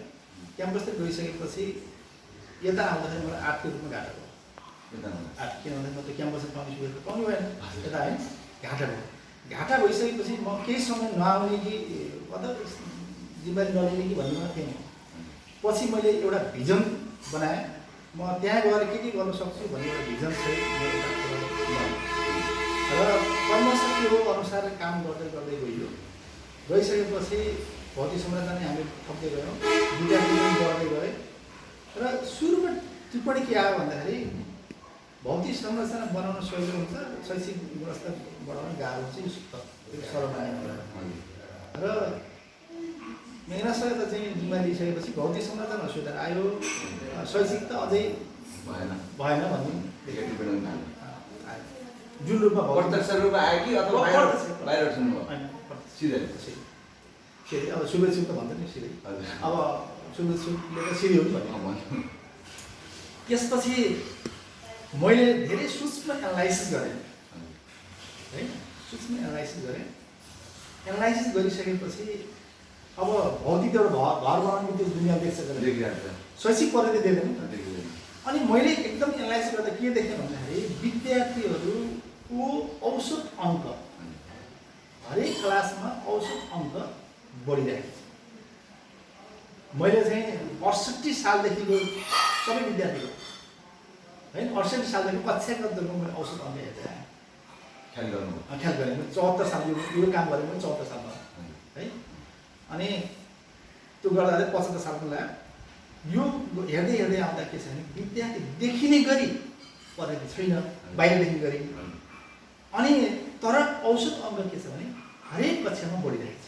म सेटिस्फाइड भित्र आएको यो बाहिर भन्नु मिल्दैन किन भन्दा बाहिर भन्दाखेरि त देखिँदैन नि बाहिर त, तर भित्री रूपमा के भने विद्यार्थीको शैक्षिक स्तर बढ्दैछ है, कुनै दिन यसले बाहिर देखाउँछ। अनि 75 सालमा देखियो बाहिर कस्तो आयो देखि त 16 जना तपाईँको ए प्लसमा विद्यार्थी 6 जना ए प्लस 10 जना ए एकैचोटि होइन एकैचोटि आयो त 75 सालमा। त्यो मलाई थाहा थियो आउँछ भने कि त्यो बच्चा कतिमा थियो भन्दाखेरि त्यो 75 मा 10 मा रहेको 9 74 73 मा त्यो 73 मा 8 7 मा यस्तै थियो नि त बच्चा त मान्छे 10 थियो। अनि के भयो भन्दाखेरि 3 वर्ष 4 वर्षमा त्यो बच्चा म आउँदाखेरि 7 मा थियो भने त्यो बच्चा बल्ल 75 मा गयो होइन। कति हिसाब गर्दाखेरि 75 मा 10 दियो भने 9 74 8 73 भने 7 72 7 मा थियो बच्चा। 75 भन्दा अगाडि त्यति राम्रो रिजल्ट थिएन। अनि त्यो त्यसरी 75 मा रिजल्ट आउनु लागि कर्मिक सुधार थियो नि त।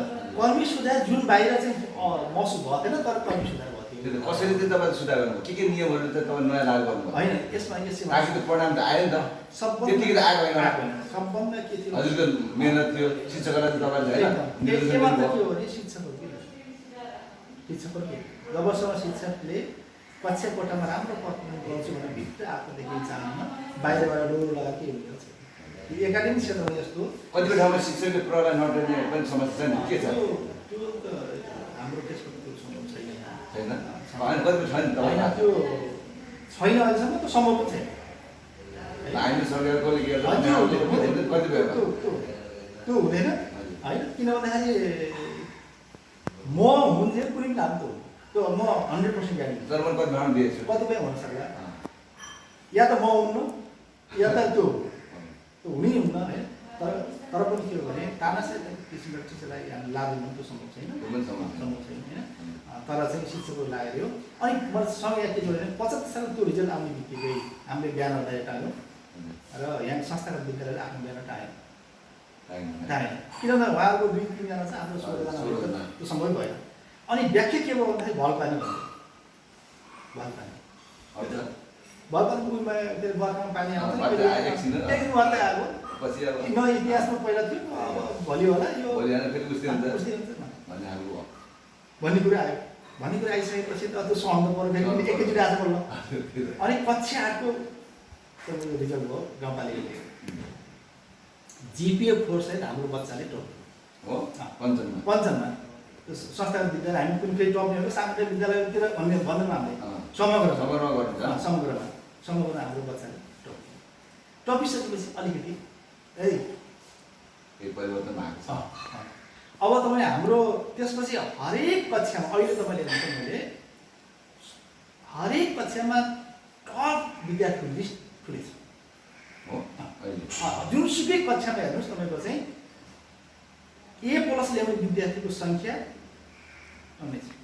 अहिले तपाईँ एनालाइसिस गर्नु 6 कक्षा 6, 7, 8, 9 कुनै एउटा चाहिँ भएर भएन नि त सबै कक्षामा टप लेभलका विद्यार्थीहरू कतिपय हाम्रो प्रोडक्सन कतिपय बाहिर होइन तर हरेक कक्षामा हामी कुनै वर्ष कुनै अहिले त यो कोरोनाले आफै दिएको नम्बर व्याख्या त भएन होइन 76 दिएको 70 दिएको यो सबै आफैले लिन्छ आफूले गर्नु कतिपयले यसलाई बहुत राम्रो मानेको छ ताकि हरेक पर्ने देख्न पाए है त्यो मेरो काममा परेको छ तर के हो भने त्यो ठिक छ 2% लस भइरहेको छ हाम्रो तर अब आउने 10 पनि त्यस्तै छ अब आउने 9 पनि त्यस्तै छ अब आउने 8 पनि त्यस्तै छ हाम्रो कन्टिन्यू जान्छ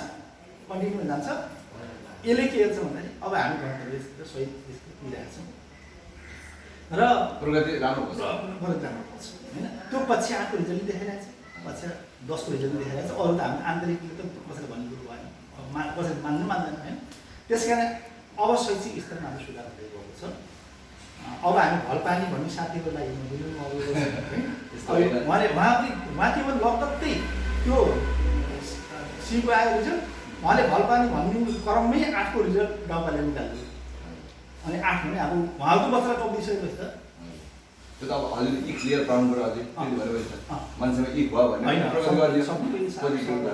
अनि यसरी एउटा कुरा there is no use of high education without discipline भन्छ कि अङ्ग्रेजीमा तपाईँको चाहिँ ऊ चाहिँ एकदम अब्बल छ शिक्षामा तर अनुशासन छैन उसले चाहिँ सत्कार गर्दैन गुरुहरूलाई होइन आफूभन्दा ठुलो मान्यता गर्दैन त्यसको पनि कुनै अर्थ रहँदैन र उसले जतिसुकै ट्यालेन्ट होस् कुनै पनि भोलि आएर उसले नोकरी गर्नु पर्दा होइन कुनै संस्थामा उसले कोही पनि अवसर पाउँदैन कि भन्दाखेरि हजुरको स्कुलमा अहिले माइमा विद्यार्थीहरूको अनि शिक्षकहरूको अनुशासन सर्नु जस्तो मुन्द्रा लाएर जाने गर्छन् है र पेन्टमा चाहिँ च्याते जस्तो गरेर ह्यान्डी प्लस लाउने गर्छन् होइन अनि क्यान्टिनमा आएर चुरोट खाने जस्तो किराको नाम दिनुहुन्छ त्यसमा अहिले चाहिँ 100 मिटर हो कि 1 किलोमिटर वरिपरि चाहिँ त्यो चुरोटहरू राख्न नपाउने भन्ने पनि एउटा नियम बनाएको थियो नेपाल सरकारको सायद होइन भन्दाखेरि तपाईँ यहाँ कस्तो छ ड्रेसमा आउँछ अब कति कडा मैले त विद्यार्थीलाई के हुन्छ भने हाम्रो अनुशासन समिति छुट्टी हुन्छ छ अनुशासन समिति हुन्छ शिक्षकले नै जिम्मेवारी हाम्रो 3 सदस्य अनि पुऱ्याएर एक संयोजकमा अनि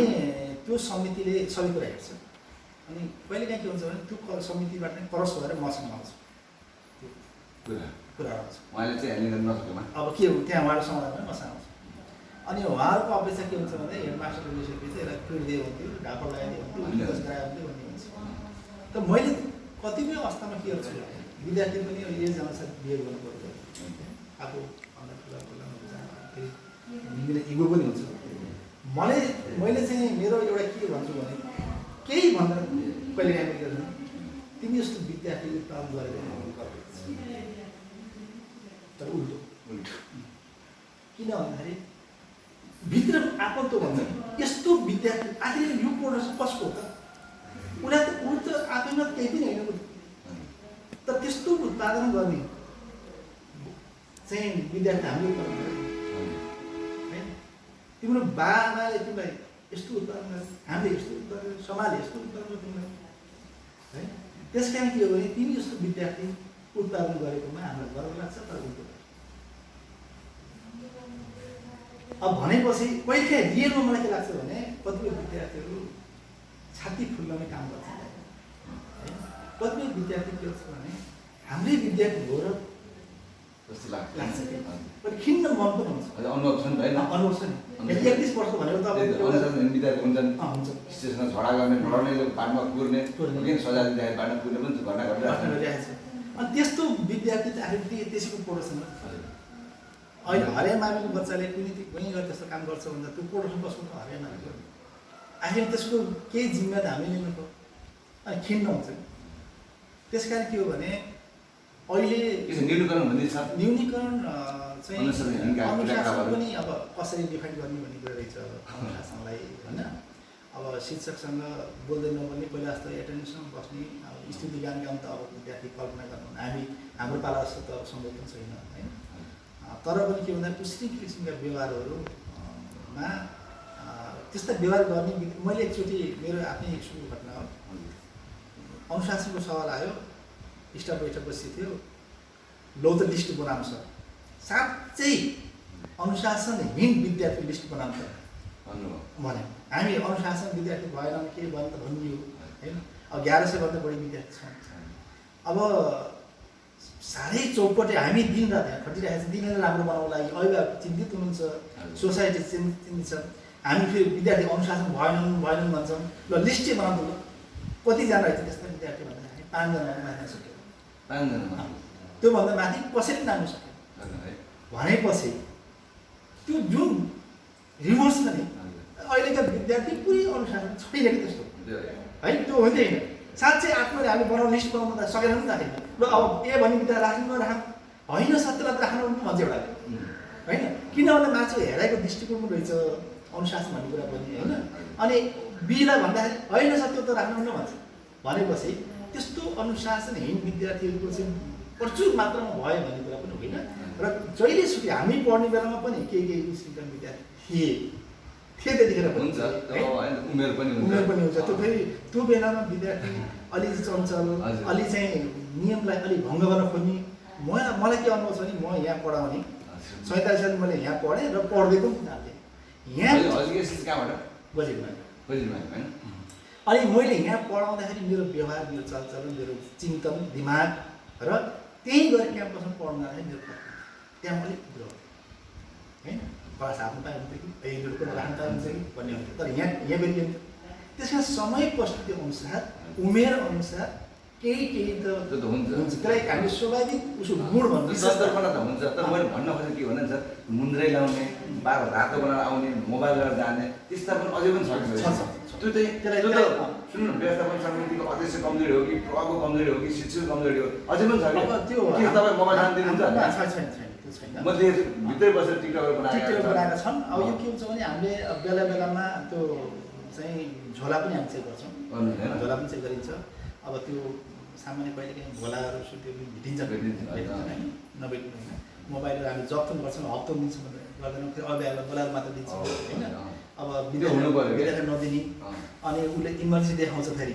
यति इमर्जेन्सी देखाउँछ नि उसले फेरि मेरो पैसा आउँदै थियो विदेशबाट त्यो विदेश आउँथ्यो अभिभावक ल्याएर त्यस्तो इमेजको नै अब अभिभावक लिएर चाहिँ फेरि हस्तान्तरण पनि गर्छौँ हामी उही दिनै गर्छौँ त्यस्तो होइन इमर्जेन्सी छ भने नर्मली विद्यार्थीलाई हामीले 15 दिनभन्दा पहिला फर्काउनु र फर्काउनु पऱ्यो भने गार्जियनलाई बोलाएर हामीले फर्काउनु त्यो हाम्रो अनि सर पङ्क्चुअलिटी के कतिको छ जस्तै विद्यार्थीलाई मात्रै हामीले अनुशासन नसिकाएर पहिला त स्वयं अब शिक्षकले अनुशासन हुनुपर्छ बल्ल बल्ल अनुशासन राख्न सकिन्छ जस्तै यो गेट इन्ट्री गर्नु छ भने हाम्रो त गेट छ कम्पाउन्ड होइन कतिपय स्कुलले चाहिँ कडा गर्नुहुन्छ ढिलो आउनुभयो भने गेट बन्द हुन्छ तपाईँ फिर्ती जानुपर्छ चाहे विद्यार्थी हो चाहे शिक्षक भन्छ त्यस्तो चाहिँ यहाँ छैन अब हामीले के भन्दा त्यस्तो चाहिँ जस्तो हाम्रो ठ्याक्क 10 बजी गेट लाग्छ बन्द हुन्छ त्यसपछि आएको शिक्षक विद्यार्थी इन्ट्री हुन्छ कि हुँदैन भने अब शिक्षकको सम्मान एकदम कम हुन्छ कहिले काहीँ रियल हुन्छ टाइममै आउँछ किन यस्तो समस्या त हामीलाई भन्दा टिचरलाई कस्तो हुन्छ भने विद्यार्थीलाई गेटमा छेकिराखेको हुन्छ त्यो लुकु टिचर आउनु त गाह्रो हुन्छ त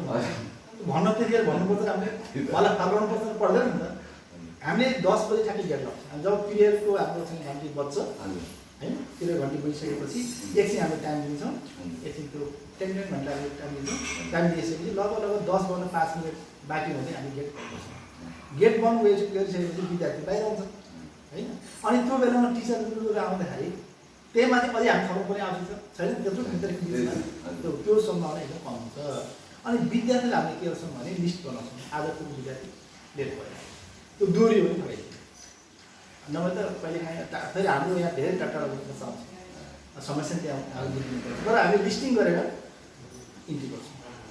अनि एउटा कुरा छ, हजुर शिक्षक महासङ्घको अध्यक्ष हुनुहुन्छ, कतिपय प्राइभेट जल संस्थागत विद्यालय भन्छौँ हामीले, उहाँले एउटा गुनासो के गर्नुहुन्छ भन्दा नि यो सामुदायिक स्कुलले अङ्ग्रेजी माध्यमबाट चाहिँ विद्यार्थीहरूलाई चाहिँ पढाएर होइन सस्तो फीमा लिएर हाम्रो चाहिँ असर परेको छ, त्यस्तो खर्च किन पाउँछ भन्ने खालको कुराहरू के छ त्यो एकदम वैधानिक होइन। भाषा कसैको त्यो भयो भाषा नै हामीले यो भाषामा पढाउने अर्काले यो भाषामा पढाउने भन्ने त्यो त्यसलाई कसैको हुँदैन मात्र मिल्यो मिल्छ हाम्रो हरियाणा सन्तान गरायो गइरहेको छ त छ नि होइन छ रुद्रपुरले गरायो नौसम्म हाम्रो गइरहेको छ इङ्ग्लिस मिडियम पनि छ। इङ्ग्लिस मिडियम छ हामीले मात्र के हो भने त्यो नेपालीमा टोटल इङ्ग्लिसमा अरू टोटल इङ्ग्लिस हुन्छ सोसल र नेपाली त हुने भयो त्यति त अलिकति विरोध अब त्यो होइन त्यो विरोध हजुरमा आगे आएर त्यो कुरा सुन्नुभयो भने विरोध त अब अहिले त हाम्रो सम्पूर्ण टार्गेट विद्यार्थी त हरेक दृष्टिकोण टार्गेट त हरेको छ होइन। त्यस कारण के हो भने त्यसमा भाषा चाहिँ प्रमुख होइन तर मात्र के भइदियो भन्दाखेरि अभिभावकमा यस्तो त्यो त भयो कि तर फी किन लिने भन्ने कुरा आयो नि त। फी त राज्यले घोषणा गरिदियो उनी भन्छ जसरी चाहिँ संस्थागत लिन्छ नि फी त्यसरी नि त कि त फ्रीमा पढाउनु पऱ्यो हाम्रो के छ भने जता पढ्ने उस्तै छ होइन सर। इङ्ग्लिस मिडियम जुन जस्तै रुद्रपुर महाविद्यालय सञ्चालन गर्छ यो छुट्टै व्यवस्थापन गरेको हुँदाखेरि उसको चाहिँ लागत खर्च नि अलिक बढी आउँछ सबै चिज बढी आउँछ व्यवस्थापन छुट्टै छ। अब हाम्रोमा के छ भने एट्याच छ एट्याच छ होइन त्यो अलिक भिन्नै किसिमको छ होइन त्यो भिन्दै छ त्यसो सर्न आएको त्यो के हो त त्यो अब त्यसो सञ्चालन मिल्छ मिल्दैन। अब यस्तो छ एउटा सामुदायिक विद्यालयसँग हजुर एकदम निष्पक्ष भन्नुपर्दा क्या मैले निष्पक्ष भन्दा के भने सामुदायिक विद्यालयसँग गाँसिएको हुँदाखेरि फीका कुरा गर्नु राम्रो होइन नियमसँग होइन होइन। अब किन त्यो त हरेक रुद्रपुर मान्छेको एउटा चाहिँ अनुभव हो त्यसले फी भन्ने कुरो शब्द लिन हुन्न तर चाहिँ फेरि रियलिटी त पर्छ अनि त्यहाँ ती टिचरलाई व्यवस्थापन कसले गर्नु होइन। त्यस कारण के हो भने यो राजनीतिक एजेन्डा हो कि यो फीको कुरा यो व्यवहारिक र अभिभावकसँग त अभिभावकले पनि खासै के छ भने यहाँ मैले तपाईँ बच्चा इङ्ग्लिस मिडियम पढ्ने कि नेपाली मिडियम पढ्ने भन्छु सोध्छु मैले है अनि उहाँले त इङ्ग्लिस मिडियम त टन्नै पैसा लाग्दैन सर हामी पढाउनु भने लाग्दैन भन्दा हो र हुन्छ किन अभिभावकले चाहिँ इङ्ग्लिस मिडियम भनेपछि पैसा दिन पर्छ भन्ने कन्सेप्ट विकास र उहाँ दिन पनि तयार हुन्छ तर राज्यले के गरिदियो भन्दाखेरि निस्कुल त्यसले अप्ठ्यारो आएको यो विद्यालयले नल्याएसम्म चलाउन सक्ने स्थिति छैन कि बन्द गर्नु पऱ्यो। त्यस कारण यो समस्याको बिचमा तपाईँ जस्ता सबै समझदार व्यक्तिहरूले चाहिँ निष्पक्ष भूमिका खेल्नुपर्छ कि राज्यले घोषणा गर्यो भनेर अब राज्य त तपाईँलाई सबै थाहा छ शिक्षाप्रति राज्यको दायित्व कति निभाएको छ कतिको उसले भूमिका निर्वाह गरेको छ कति उसले भनेको कुरा छ। अब एउटा हेर्नु चाहिँ 76 सालको विद्यार्थीको तथ्याङ्कको आधारबाट दरबन्दी मिलान गर्दैछ। 76 सालमा यति विद्यार्थी यो स्कुलमा थियो भन्ने आधारबाट दरबन्दी मिलान गर्दाखेरि 20 मा विद्यालयले प्रगति गरेर विद्यार्थी बढायो अब गर्ने के छैन। 76 मा तथ्याङ्क लिँदाखेरि कुनै स्कुलमा 50 जना विद्यार्थी थिए भने एउटा टिचर भन्दै हुने तर त्यो विद्यालयले राम्रो काम गर्यो पर्फर्मेन्स देखायो सारा चिज चित्त बुझायो उसले विद्यार्थी बढायो 200 बनायो। अब अहिले तथ्याङ्क के छ 76 सालको तथ्याङ्क अनुसार भने भन्छ किन राज्य त अब शिक्षाप्रति यति चाहिँ तपाईँको गैर जिम्मेवारी भयो। अब म एउटा सरकारी जागिर खाएको मान्छे भए पनि म निर्धक्क साथ भन्छु मैले राज्य त शिक्षाप्रति एकदम गैर जिम्मेवारीपूर्ण तरिकाबाट होइन शिक्षकलाई अवहेलित गर्ने र शिक्षामा जवाबदेहिता नभएको र पपुलारिटी कमाउनलाई घोषणा मात्र गर्ने व्यवहारमा नउतार्ने त्यस्तो छ त्यो छ यो भनेर त तपाईलाई अप्ठ्यारो पर्छ के अप्ठ्यारो पर्छ भएको कुरा त माध्यमिक तहसम्म निःशुल्कबाट घोषणा गरिदिन्छ तपाईँको चाहिँ 450 विद्यार्थी भएको ठाउँमा 2टा टिचर दिन्छ। अब बाँकी मलाई म सुन्नुहोस् सुरुमा हेडमास्टर भइसकेपछि म चाहिँ सम्बन्धित निकायमा गएँ होइन सम्बन्धित निकाय किन मलाई यो त फिसको बारे त पहिलेदेखि नै यो विवाद यो रुद्रपुर माविले जुन अङ्ग्रेजी मिडियम सञ्चालन गर्ने र यहाँ हरियाणाको फरक छ।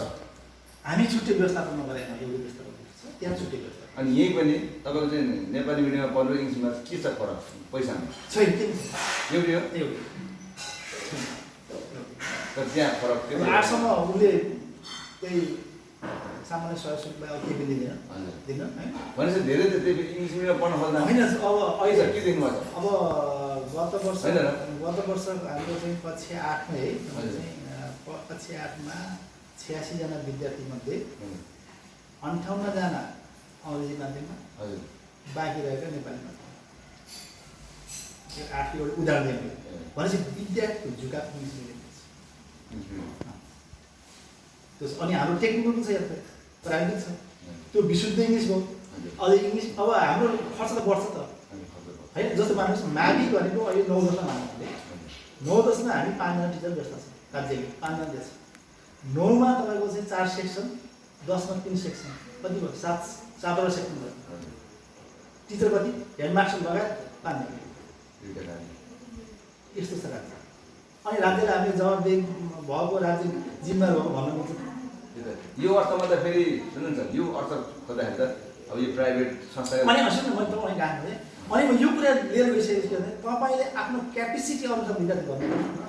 भन्छ आफ्नो क्यापेसिटी जति छ त्यति गर्न भन्नुहोस् जतिलाई पढाउनु छ त्यति गर्न भन्नुहोस् त्यो सही हो त्यो गलत म त्यही भएर जिम्मेवार छैन भने जिम्मेवार छैन अनि हामी यहाँ विद्यालय थाल्न सक्छौँ अहिले हाम्रो क्यापेसिटी त्यस्तो अब ठिक भएन नि सर भएन नि जस्तै यो मलाई तपाईँले भन्दा के याद आयो भने नि जस्तै सुरुमा यहाँ बिजुलीको लाइन आयो नि मेन लाइन त्यसपछि हामी चाहिँ एकदमै भनौँ न अब हाम्रो बिजुली बाल्न भित्र बस्ने भयो इच्छा भयो अनि हामी आफ्नै पैसाले पोल होइन तार किनेर भित्रभित्र लगियो अनि मजदुर आएपछि फेरि कम्प्लेन पनि जाने भयो तपाईँको क्षमतै छैन किन तपाईँले लानुभयो भन्छ उसले जब उसले चाहिँ ओहो हामी बरु ट्रान्सफर्मर लिनुपर्छ होइन तपाईँको सप्लाई गर्नुपर्छ तर त्यस्तो किसिमको जवाब दिनु भन्नुपर्ने होइन र त्यस्तै तपाईँलाई त्यो कुरा आयो अनि मैले अर्को के भन्दाखेरि +2 डेमो जाने सवालमा पछि गाउँपालिकाको निर्णयमा लगियो पहिला त्योभन्दा पहिला जिल्लाले निर्णय गर्थ्यो अनि त्यतिखेर हाम्रो करिब 350 विद्यार्थी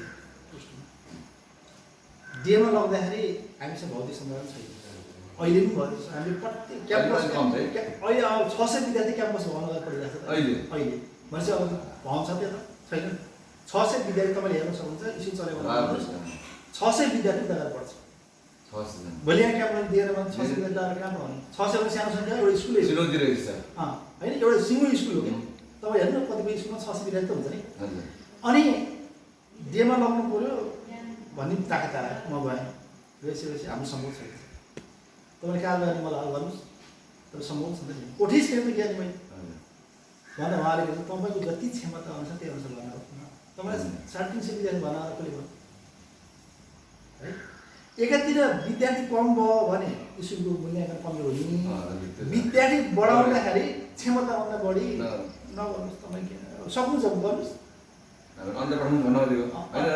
त्यही र अहिले पनि तपाईँले बुझ्नुलाई क्षमताभन्दा बढी हामीले कर लगाउनु अनि यहाँ अन्त पढाउनु पनि आएको छ कि हुन्छ छैन यहाँ सिद्धि छैन कुरा भन्नु त परेन जसरी एड्रेस गर्न र हामीले यो अघिल्लो वर्ष अघिल्लो होइन यो 75 सालमा हामीले के चाहिँ समस्या भएर हामीले इन्ट्रान्सको सिस्टम गर्यौँ नगरेर हुन्थ्यो केही रकम दिनुपर्छ होइन रकम त होइन रकम फ्री इन्ट्रान्सबाट के भने हामीले अलिक सेलेक्सन गऱ्यौँ किनभने अहिले चाहिँ सबैले भन कति कति त्यो इन्ट्रान्सबाट फाइदाको लागि पनि होइन हामी शुल्क हामी शुल्क चाहिँ धेरै आएको चाहिँ छैनौँ होइन अब नि शुल्क लिनु त त्यसले के अरे भन्दा अलिकति विद्यार्थीलाई रोक्ने काम भयो किन भन्दाखेरि अब सेलेक्सन अलिक भयो त्यो पनि खास गरेर कक्षा 9 मा कक्षा 8 मा समस्या बोलिँदाखेरि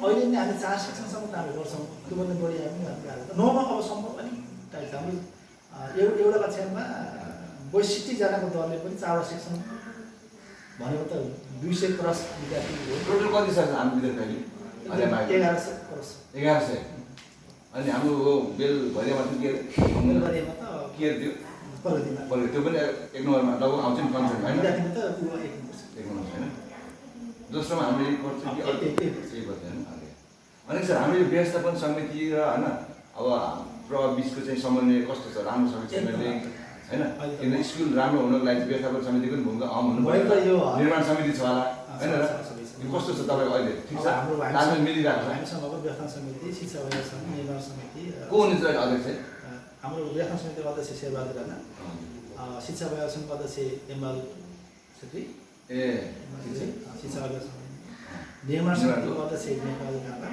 सामाजिक लेखापढ समितिको संयोजक एमआल छेत्री स्वाभाविक रूपमा त्यस्तो शिक्षक अभिभावक सङ्घको अध्यक्ष पदेन उक्त संयोजक छ त्यो पदेन अनि यसरी हाम्रो व्यवस्थापन सङ्घ होइन त्यो टिम राम्रो छ टिम मात्र मलाई यो टिमलाई मात्र नभएर म के म सानो उमेर 21 वर्ष उमेरमा आएको छु 21 वर्ष अनि मैले धेरै नेतृत्वलाई भूमिका खेलेँ र हरियाको विशेषता के छ भने राम्रो एजेन्डा सफा मनले पनि एजेन्डा प्रस्तुत गरेपछि यहाँ सर्वसम्मत छ अहिलेसम्म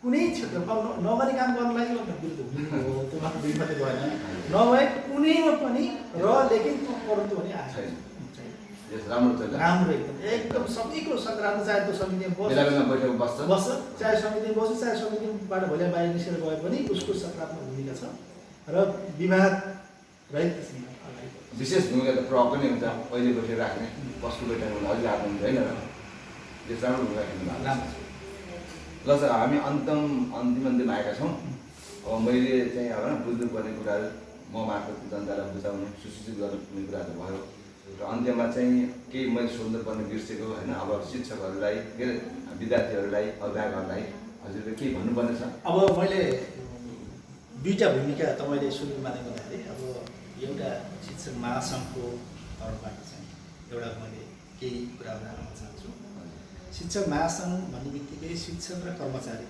विद्यालयसँग कार्यरत कर्मचारीको भन्न त त्यहाँ हाम्रोमा अधिकार र कर्तव्यको लागि भन्छ तर मैले के भन्छु भन्दाखेरि कर्तव्य र अधिकार मेरो भनाइ नै के छ भन्दा पहिला कर्तव्य त्यसपछि गर्नु पऱ्यो नि त बल्ल होइन कर्तव्य र अधिकारको लागि यो संस्था जन्मेको हामी कर्तव्यप्रति वफादार हुनु आफ्नो कर्तव्यमा हाम्रो मेन कर्तव्य के हो भन्दाखेरि विद्यार्थीलाई सिकाउने पढाउने पढाउने कुरा त हामी बिगार्नु पऱ्यो सिकाउने हो किन भन्दा हामीले कक्षा पठाउनु भएर तपाईँको चाहिँ टाइम किल गरेर 45 मिनट बिताएर विद्यार्थी केही कुरा पनि सिकेन भने पढाउँछौँ हामीले गएर त्यहाँ त बस्दैमा हामी पढाउँछौँ तर विद्यार्थी सिकेन भने हाम्रो कर्तव्य पुरा भएन त्यस कारण हामीले थोरै भए पनि विद्यार्थी सिक्यो भने त्यो उपयोग हुन्छ हामीले घन्टौँ लगाएर पढाइयो तर विद्यार्थी केही पनि सिकेन भने त्यस कारण विद्यार्थीकोलाई सिकाउने कुराप्रति हामी एक रूपमा जवाबदेही भएर चाहिँ लाग्नुपर्छ र शिक्षकले गर्न सक्छ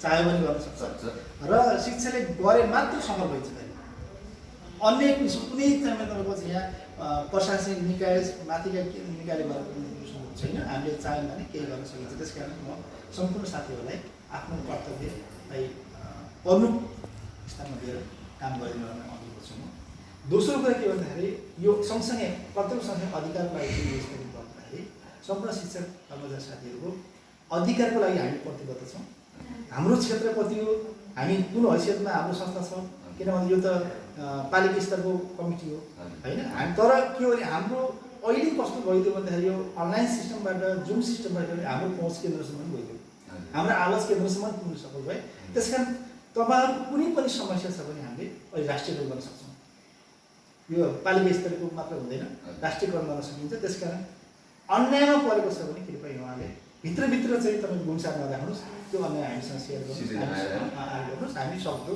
प्रयास गर्छौँ यो चाहिँ उहाँलाई अनुरोध गरेँ अर्को सँगसँगै म विद्यालयको पर भइसकेपछि मैले विद्यालयसँग गाँसेका कुराहरू अघि तपाईँले भनिसक्नुभयो यो फेरिका कुरा पनि उठिरहेको छ होइन त्यतिखेर त पर्खालै अब चाहिँ के भने सारा चाहिँ भने मैले त्यतिखेर के अनुरोध गरेको थिएँ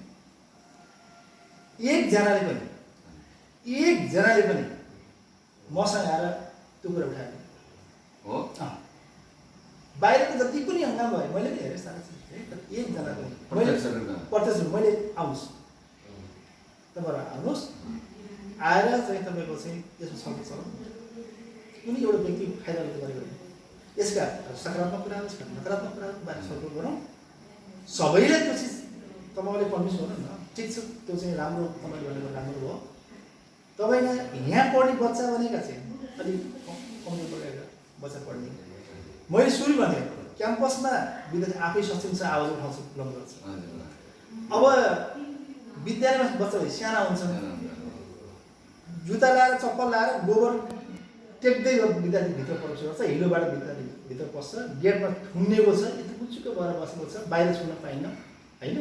त्यो यो बच्चालाई बोल्ने मान्छे फेरि त्यस कारण तपाईँहरू आउनु छलफल गरौँ, जे बुझ्दो गरौँ, कोही गऱ्यो।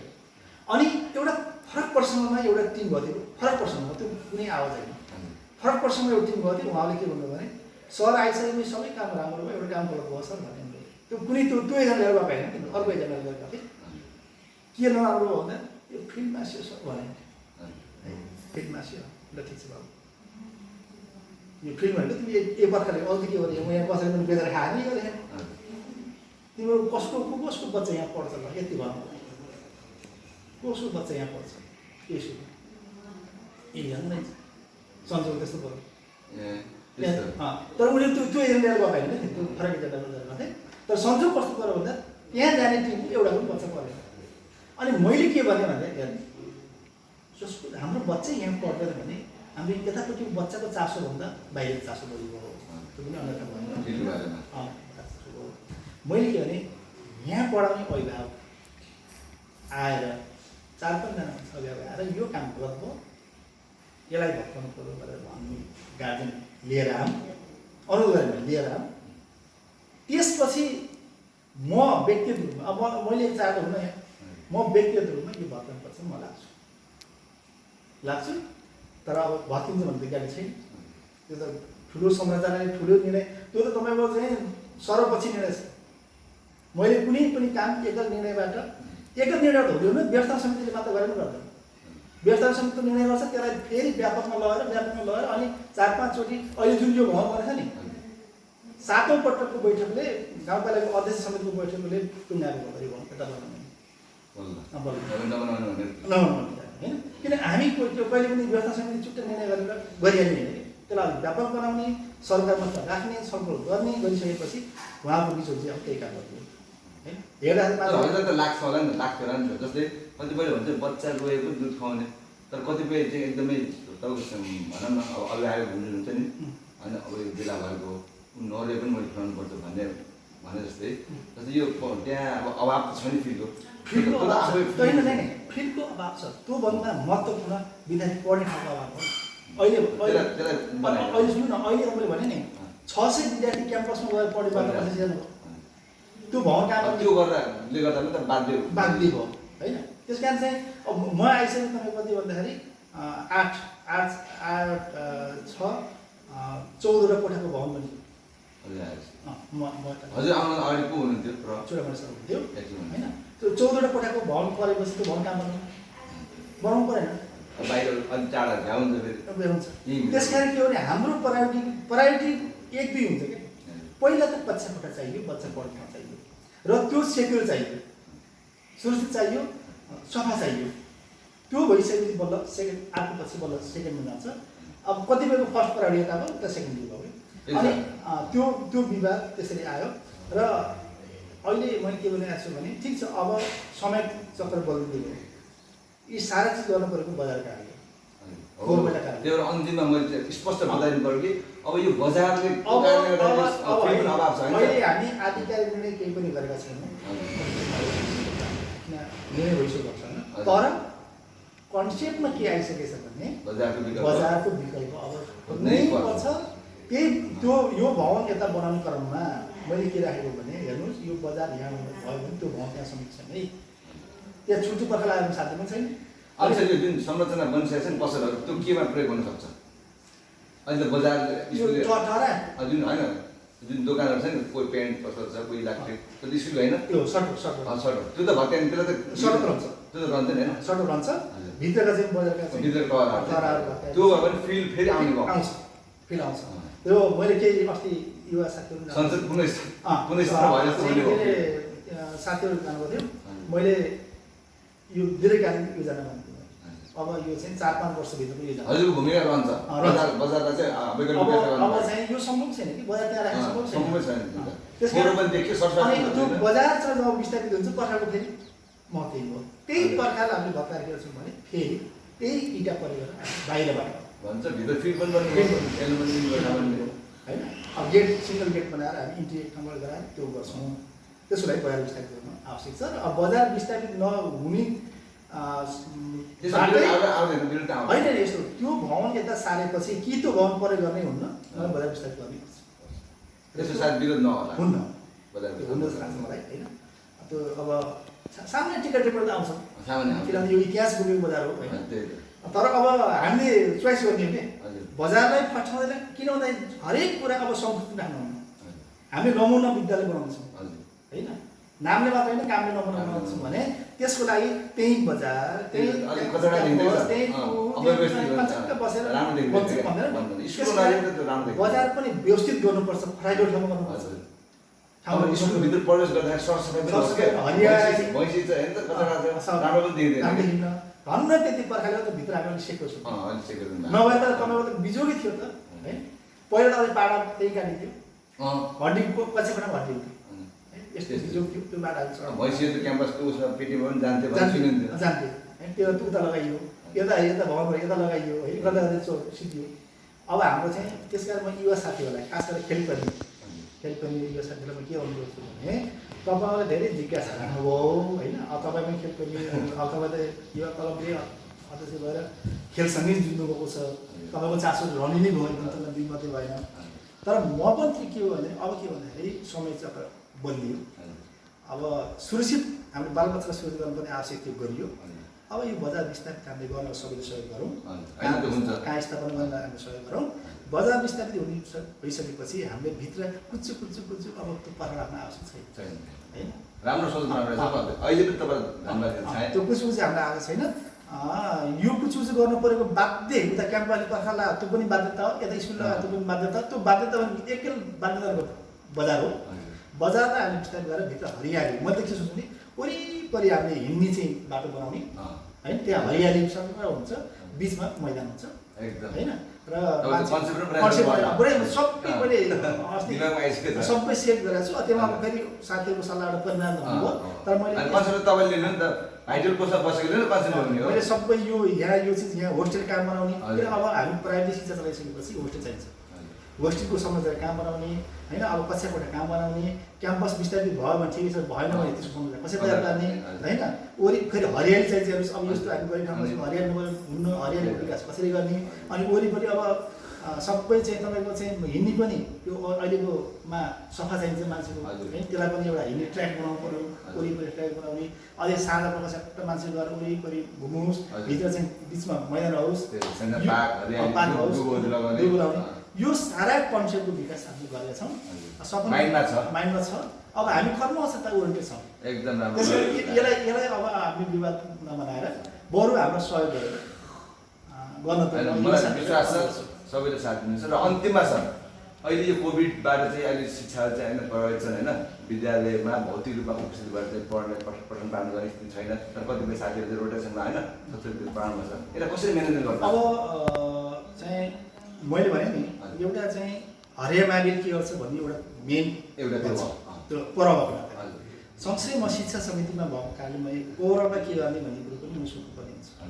हजुरले कसरी चलाउनु छ र समय के हुनु? अब हामीले स्कुलले के सोच बनाएर अस्ति निर्णय गऱ्यौँ भन्दाखेरि हामी अनलाइन सानो कक्षालाई सम्भव छैन, टोटल हाम्रो कन्सेप्ट हामी अस्ति निर्णय टोटलमा गएर हामी गाइड गर्ने। टेक्निकलतिर अनलाइन सपोर्ट छ, किनभने सबैसँग त्यो अनलाइन पहुँच हामी हेरिरहेको छौँ, अनलाइनमा जाने र 8-9 तर्फा पनि अनलाइनबाट जाने भन्ने सोच बनाएर अस्ति हामी निर्णय गऱ्यौँ। त्यसको लागि ओल्डेजमा हामी अब 3 गते ओल्डेज चलाउने भन्ने छ। अनलाइन सम्भव छ हजुरको सभामा यो रुद्र ब्लकमा होइन, हाम्रो टेक्निकल त सम्भव छ, हरेकको पहुँच छ। पहुँच नभए आइटी पढ्दै पर्दैन, आइटी हो नि त होइन, टेक्निकल सम्भव छ। जनरल पनि छ हामीसँग, फेरि हामी जनरल विषयमा भएन नि, खालि टेक्निकल जनरल विषयमा भएन होइन। त्यस कारण चाहिँ अब फेरि मैले अब चाहिँ शिक्षा अधिकारीसँग मैले के सल्लाह गरिरहेको छु भने अब के गरौँ भन्दाखेरि थोरै एकदमै सानो सङ्ख्यामा हप्तामा एक दिन किन नहोस् बच्चालाई फेस टु फेसमा ल्याउनु पर्छ कि अब त भन्ने कुरा राखेको छु मैले। र अब सायद 2-3 दिनभित्र प्रतिक्रिया आएको छ होइन, 2-3 दिन बैठक बस्दैछ र हामी त्यतापट्टि अब ठुलो सङ्ख्या होइन, सानो सङ्ख्यामा शिक्षा हाम्रो रमेश भूषालजी सानो सङ्ख्यामा विद्यार्थी बोलाएर अलिकति हामी गर्नु नभए सुत्नु भएन। अब हाम्रो असार भनेको भर्ना पिरियड हो। हजुर अब साउन आएपछि विद्यालय सुत्न हुँदै हुन्न, अब हामी जाग्नुपर्छ। कसरी जाग्ने त्यो एउटा फ्रेम बनाएर आधिकारिक फ्रेम, त्यो किनभने बिबिसिडी गर्नुपर्ने आफै छैन बनाएर भन्ने सल्लाह गरिरहेको छु। अब कुन मोडलमा जान्छ अब मैले सँगै अर्को के गर्ने भन्दाखेरि अर्को मैले के अनुरोध भन्दाखेरि हरेक माध्यमिक विद्यालयले एउटा टेक्निकल शिक्षा चलाएको छ भन्ने कुरो सबैले बुझ्नुपर्ने र जान्नुपर्ने र शिक्षा। अब त्यो शिक्षा बाहिर गएर पढ्दाखेरि अहिलेको के छ सर यो प्राविधिक शिक्षा हाम्रो आइटी होइन हाम्रो कम्प्युटर इन्जिनियर हो। कम्प्युटर इन्जिनियर अब यहाँ कस्तोसम्म भरम मैले गरेर पाएँ भन्दाखेरि नर्मल साधारण शिक्षामा पनि एउटा कम्प्युटर विषय राख्नुहुन्छ कि हाम्रो छ फेरि यहाँ है, कम्प्युटर भन्ने एउटा विषय त्यो राख्न पाइन्छ। अहिले हामीले 6 कक्षामा गाउँपालिकाभरि नै हामीले अनिवार्य गर्यौँ कम्प्युटर 6 कक्षाबाट सुरु गर्यौँ है।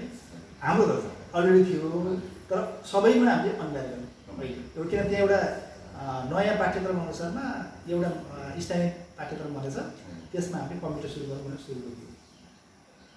मान्छेले के गाँच्दैन त्यो कम्प्युटरसँग यो कम्प्युटर शिक्षा गाँच्छ कि त्यो त कम्प्युटर हाम्रो पनि छ भन्दै तर भ्रममा यो भनेको कम्प्युटर इन्जिनियर हो। इन्जिनियर पढ्नलाई कति खर्च लाग्छ होइन, विधाय फरक हो।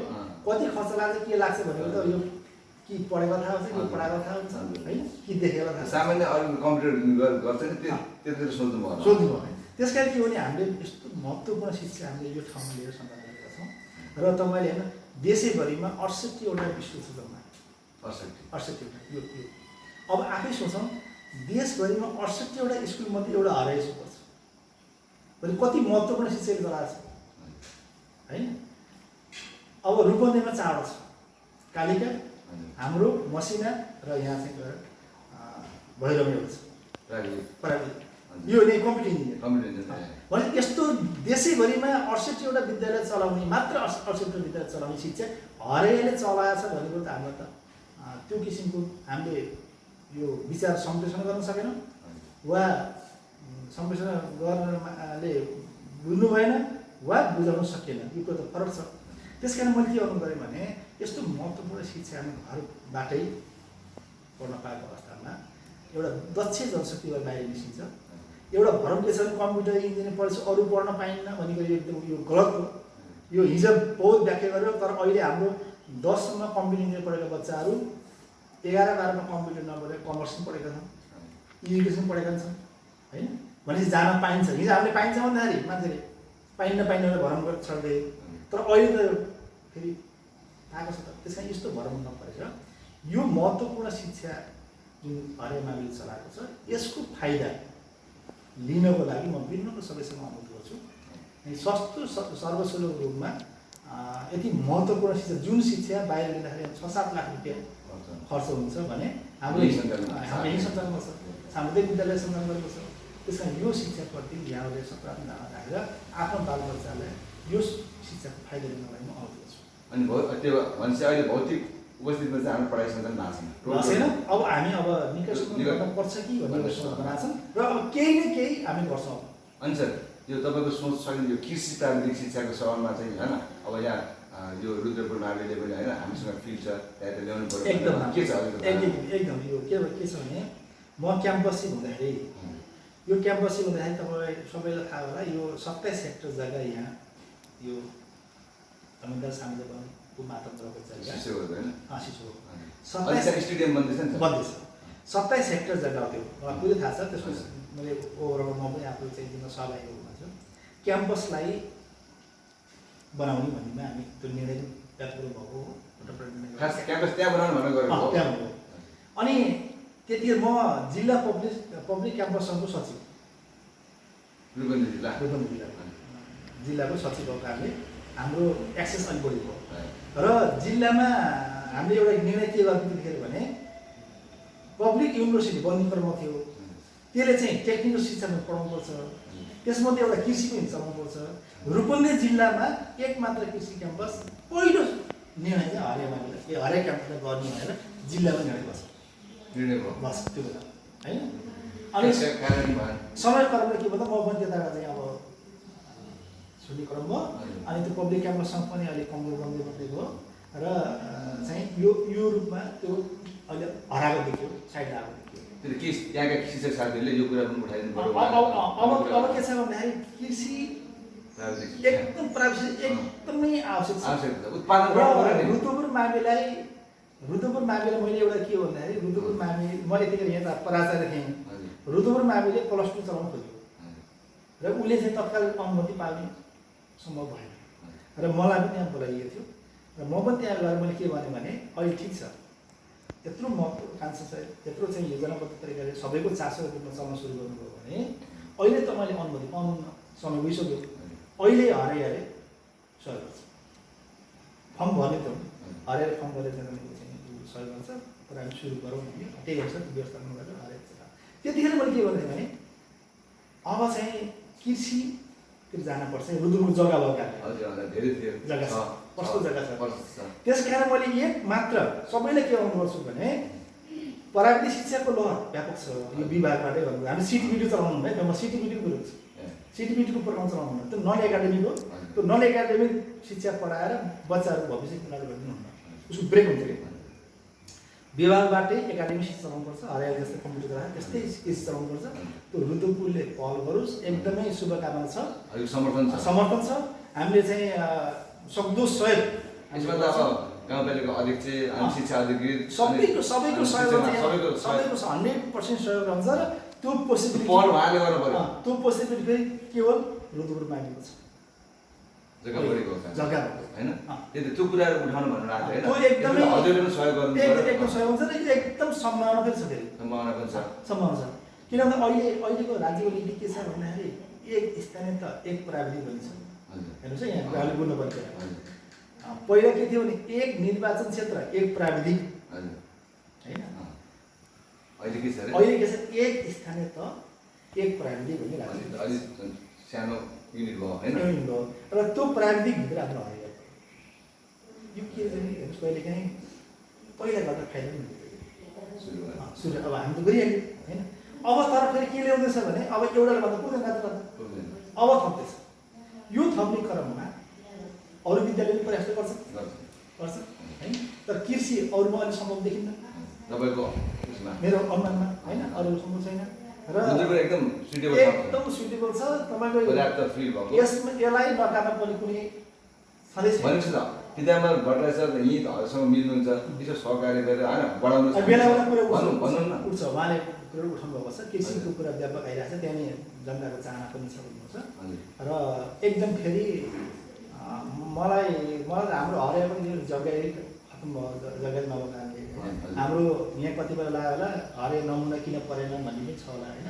हामी कुनै पनि मानेमा कमजोर गरायो, जग्गाको 20 नम्बर छ, जग्गाको त्यो नमुना सेलेक्सनमा जग्गाको नमुना छ 5 बिघाभन्दा माथि भयो भने होइन। तर हाम्रो देखाउने जग्गा कति छ, 2 बिघा छ।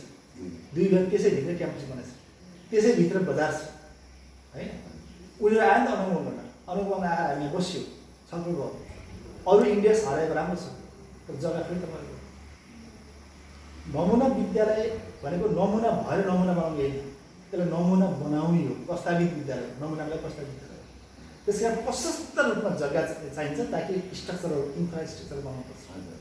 तपाईँको जग्गा छैन सर, कृपया तपाईँको सम्भव छैन भने यहीँ फर्स्ट यहीँ भन्ने गर्दा। त्यस्तै कृषि क्याम्पस हामीले अरूले बनाउनु खोजेर मागदारी गर्न पाइन्छ, हरेकको अधिकार, सबैको अधिकार छ। यी फलाएको छ भन्न पाइन्न।